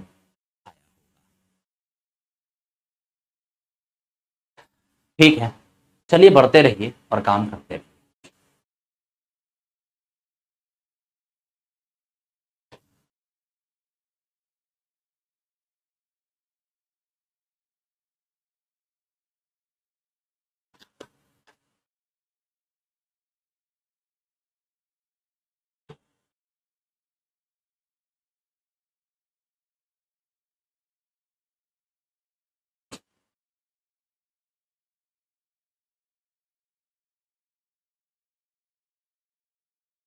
अब देखो इसको, ये क्या है मेरे दोस्त? देखो अब यहाँ पर मैं कुछ बच्चों का कमेंट देख रहा हूँ। एक बच्चे हमसे पूछ रहे हैं, वर्षा सिंह कह रहे हैं कि सर कोई न्यू बैच आ रहा है क्या? ये मैं किस रूप में लूँ? बैंक के रूप में लूँ, या फिर सच में आपको बैच की जरूरत है? तो मैं आपको अगर इंफॉर्मेशन दूंगा, 4.0 के लिए बैच आया है। ठीक है, और बैच चल रहा है 4.0 के लिए, लेकिन 3.0 का तो पेपर बेहद नजदीक है, उसमें तो आप प्रिपरेशन कर ही रहे हैं। ठीक है, तो जरूरत है तो किस चीज के लिए? अगर 3.0 के लिए जरूरत होगा, फास्ट रिवीजन में आप आ सकते हैं। ठीक, आइए।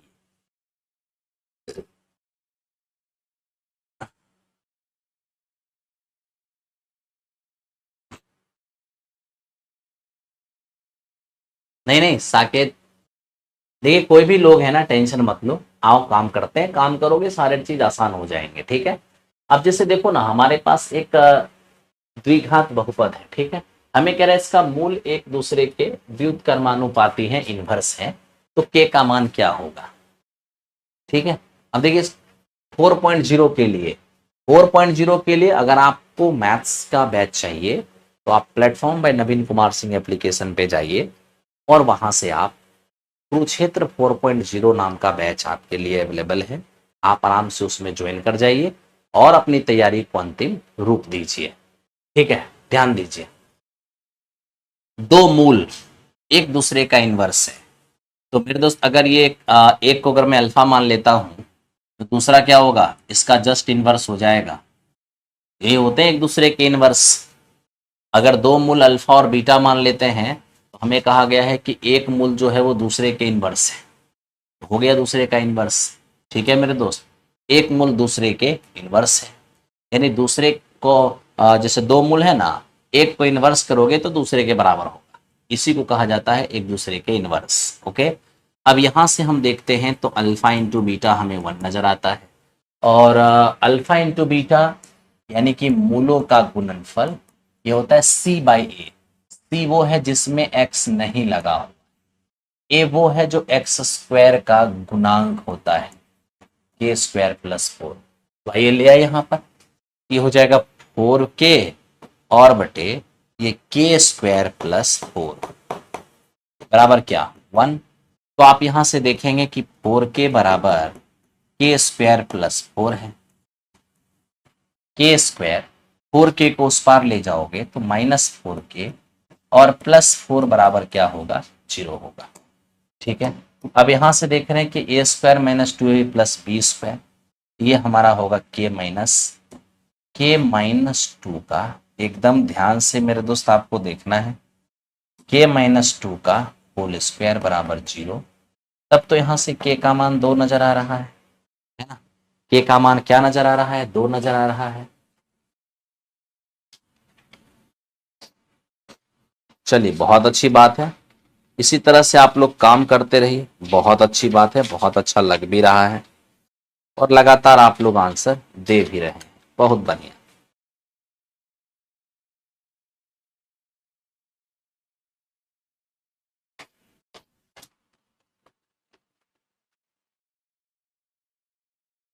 ठीक है, आइए तो इसका मेरे दोस्त आपके पास एक ही आंसर है और ऑप्शन नंबर कौन सा है, सी है।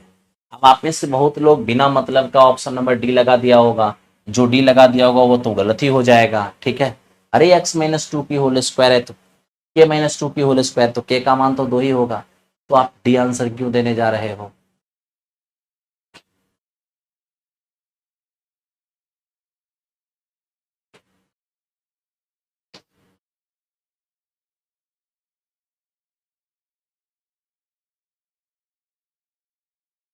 चल आगे बढ़ते हैं, अगले क्वेश्चन को देखते हैं।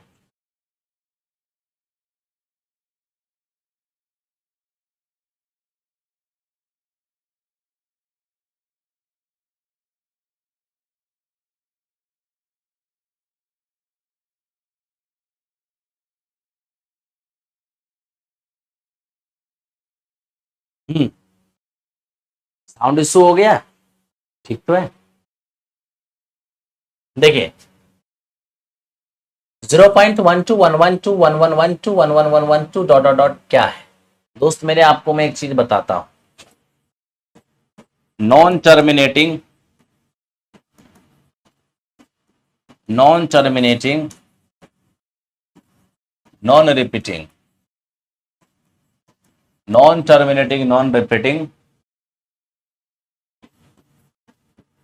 और शांत अनावर्ती दशमलव का यही वो रूप है जिसे पी बाई क्यू के रूप में नहीं बदला जा सकता है। एग्जाम्पल देखिए 0.698253683962 है ना, 93, मतलब कुछ इस तरह से जाएगा ये, जो कहीं पे रिपीट नहीं करेगा। ठीक है, या तो आपका ऐसा दिखेगा, इसका एक मॉडल ये भी दिखता है 0 पॉइंट क्या, मान लीजिए 13 113 1113 111113 dot dot dot dot dot. ये भी एक विचित्र है, इसमें भी डाटा रिपीट कहाँ है, एक बार है, दो बार है, तीन बार है, चार बार है, पांच बार है, मतलब कांस्टेंट वे में दो दो टर्म रिपीट, तीन तीन टर्म रिपीट, चार चार टर्म रिपीट, ऐसा नहीं है। तो दशमलव का ये जो दोनों फॉर्म है ना, नॉन टर्मिनेटिंग नॉन रिपीटिंग है, इसे पी बाई क्यू के फॉर्म में नहीं बदला जा सकता, इसलिए मेरे दोस्त इसे अपरिमेय कहा जाएगा, इरेशनल कहा जाएगा, इरेशनल।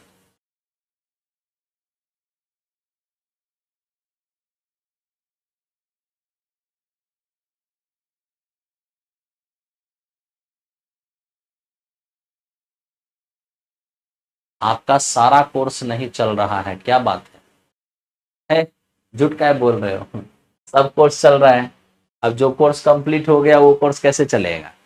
अब जो कोर्स नहीं कंप्लीट है तो सारा कोर्स चल रहा है, ऐसे काहे बोल रहे हो? हैं? चलो ध्यान दो।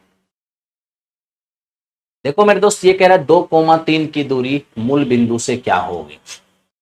अब देखिए, मूल बिंदु से किसी बिंदु की दूरी अगर आपको देखना है तो मेरे भाई यहाँ पर रूट के अंदर x² प्लस y², यही मूल बिंदु से किसी बिंदु की दूरी होता है। तो आप यहां से देख पाएंगे कि √13 इस क्वेश्चन का आंसर हो जाएगा। ठीक है, चलिए चलते नेक्स्ट क्वेश्चन। अब इसको देखिए, त्वरण खींचने के लिए वर्ग अंतराल कैसा होना चाहिए? अपवर्जी होना चाहिए। ठीक है, आगे बढ़ते हैं नेक्स्ट क्वेश्चन पे। अब इसको देखिए मेरे दोस्त, ये क्या है? ये कह रहा है 20%, 20% और 10% के 3 लगातार छूट का एकल छूट क्या होगा? छूट दिया जाता है एमआरपी पर और छूट देने के बाद बेच दिया जाता है। अगर आप 20% की छूट देंगे यानी 100 का चीज आप बेचेंगे 80 में, फिर आप 20% की छूट देंगे यानी कि 100 का चीज आप बेचेंगे 80 में। छोड़िए ना, उतना हटाइए ना। 20% का मतलब 1/5 भी तो होता है। तो 5 का चीज 1 का छूट देंगे तो 4 में बेचेंगे। फिर से 20% का छूट यानी 1/5 की, 5 एमआरपी पर 1 छोड़ेंगे तो 4 में सेल करेंगे।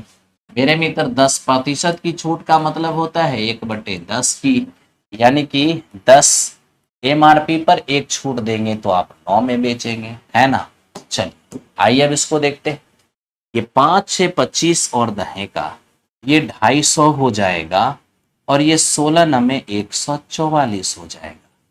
अब देखिए, 2 3 लगातार छूट देने के बाद 2.5 का 100 का चीज बेचे हैं 144 में।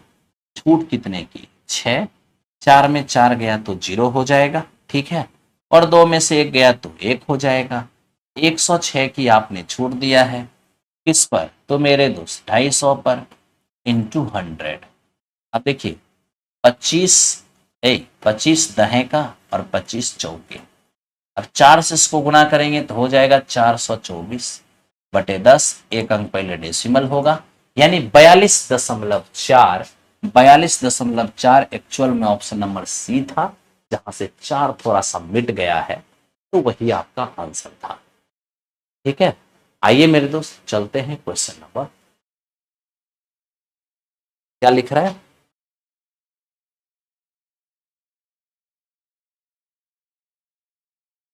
देखने के बाद हमें नींद आती है। अच्छा अच्छा, ठीक है। क्लास नहीं चल रहा है स्पेशल क्लास में सर, जो कि सारा क्लास खरीदे हैं। अच्छा, हम देखते हैं कि किस बैच की आप बात कर रहे हो। तो 4.0 के लिए बैच आया हुआ होगा। रणभूमि बैच की बात कर रहे हो ना? 4.0 की वो बैचेज हैं। अब वो चल नहीं चल रहा है ऐसा आप कह रहे हो तो मैं उसको चेक कर लेता हूँ। ठीक है, मेरे संज्ञान में नहीं है कि मैं तो ये जान रहा हूँ कि वो बैच चल रही है, फिर भी मैं देख लेता हूँ, टेक्निकली हो सकता है कुछ। ट्राई करते हैं। आइए मेरे दोस्त, ये क्या है? 10.5 सेमी त्रिज्यखंड कोण 60 डिग्री वाले त्रिज्यखंड का परिमाप क्या होगा? तो सबसे पहले मैं तो यही कहूंगा मेरे दोस्त कि त्रिज्यखंड का अगर परिमाप आपको फाइंड करना है, एकदम ध्यान से देखिए। त्रिज्यखंड का अगर आपको परिमाप फाइंड करना है, एकदम प्यार से ध्यान से देखो।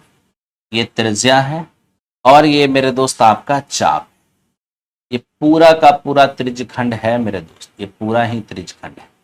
अगर हम इसका परिमाप लेने जाएंगे तो क्या होगा? आर प्लस आर, 2r तो हो ही जाएगा, और प्लस ये आपका मेरे दोस्त एल हो जाएगा। ठीक है, त्रिज्या आपका 10.5 है और ये थीटा, थीटा आपका कितना है? तो मेरे दोस्त ये 60 डिग्री। आइए अब ध्यान दीजिए, 2 × r ये हमारा 10.5 हो जाएगा, प्लस एल। एल मेरे दोस्त तो आपको पता है चाप की लंबाई है ना, बीटा बट्टे 360 2 पाई आर 10.5, डेसिमल हटाएगा 10 हो जाएगा। कैलकुलेट करिए, ये आपका 21 हो जाएगा, ये आपका 6 हो गया है, 2 तिया 6 और 7 या 21, 21 पंचे, तो मेरे दोस्त ये फाइनली होगा 22 पंचे 110 और बटे 10, यानी ये आपका हो जाएगा कितना 32। तो इस क्वेश्चन का आंसर आपका 32 हो जाएगा।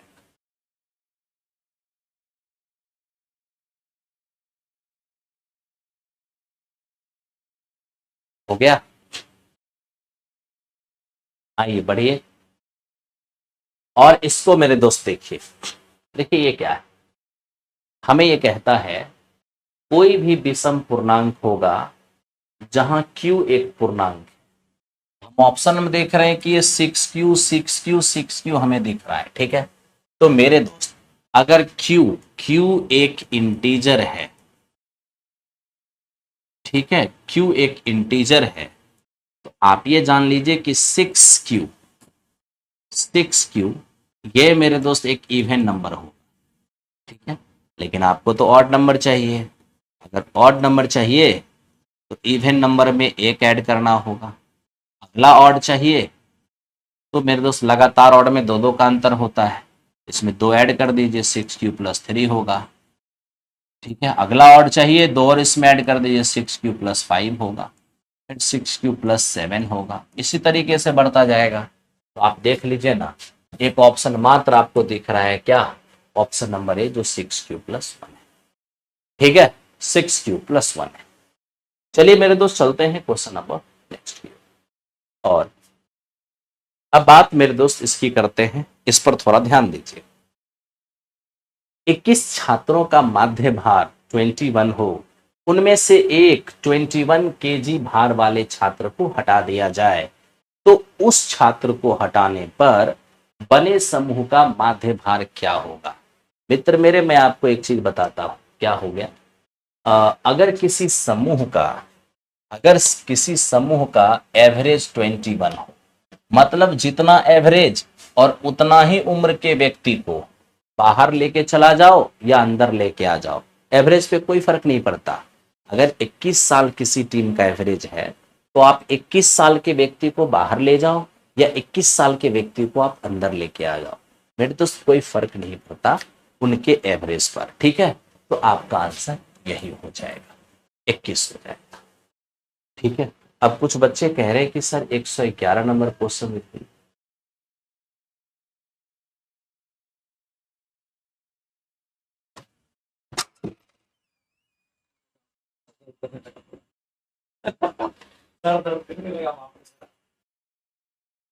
तो मेरे साथियों, अब आज मैंने आपको 50 क्वेश्चन सॉल्व किया है, ठीक है ना, और 50 क्वेश्चन सॉल्व किया है, और यहां से जो बचे हुए क्वेश्चन हैं वो कल की क्लास में मेरे दोस्त क्वेश्चन किया जाएगा, ठीक है।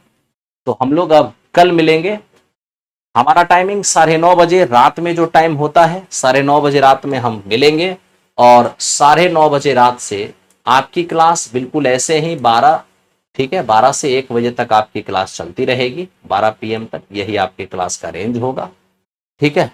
चलिए, थैंक यू वेरी मच, हम फिर मिलेंगे कल। तो कल जब हम मिलेंगे तो सुबह वाली सेट का 40 क्वेश्चन लेकर मिलेंगे, और साथ में मेरे दोस्त इसको 30 क्वेश्चन इसे भी जो बच गया है उसको लेकर मिलेंगे, ठीक है। चलिए, thank you very much, good night. आप लोग तैयारी करते रहे, शुभकामना ढेर सारी है, और कल चूंकि सुबह में सारा क्लास आप लोग का रहेगा, तो अपने टाइम से आप लोग सेट देने आइए और क्लास कीजिए। और मैं आप लोगों से फिर एक बात कहूंगा कि प्लेटफॉर्म का जो सुबह में टेस्ट चलता है ना मेरे दोस्त, 40 क्वेश्चन की, आप सभी लोग आकर के उस टेस्ट को जरूर ज्वाइन कीजिए, ताकि आपको बहुत बेनिफिट हो। Thank you very much. Fast revision course के अंदर चल रहा है मेरे दोस्त टॉपिक वाइज, आप चाहो तो आप फास्ट रिवीजन कोर्स के अंदर अंतिम क्षण में फास्टेस्ट रिवीजन कर सकते हो। Thank you.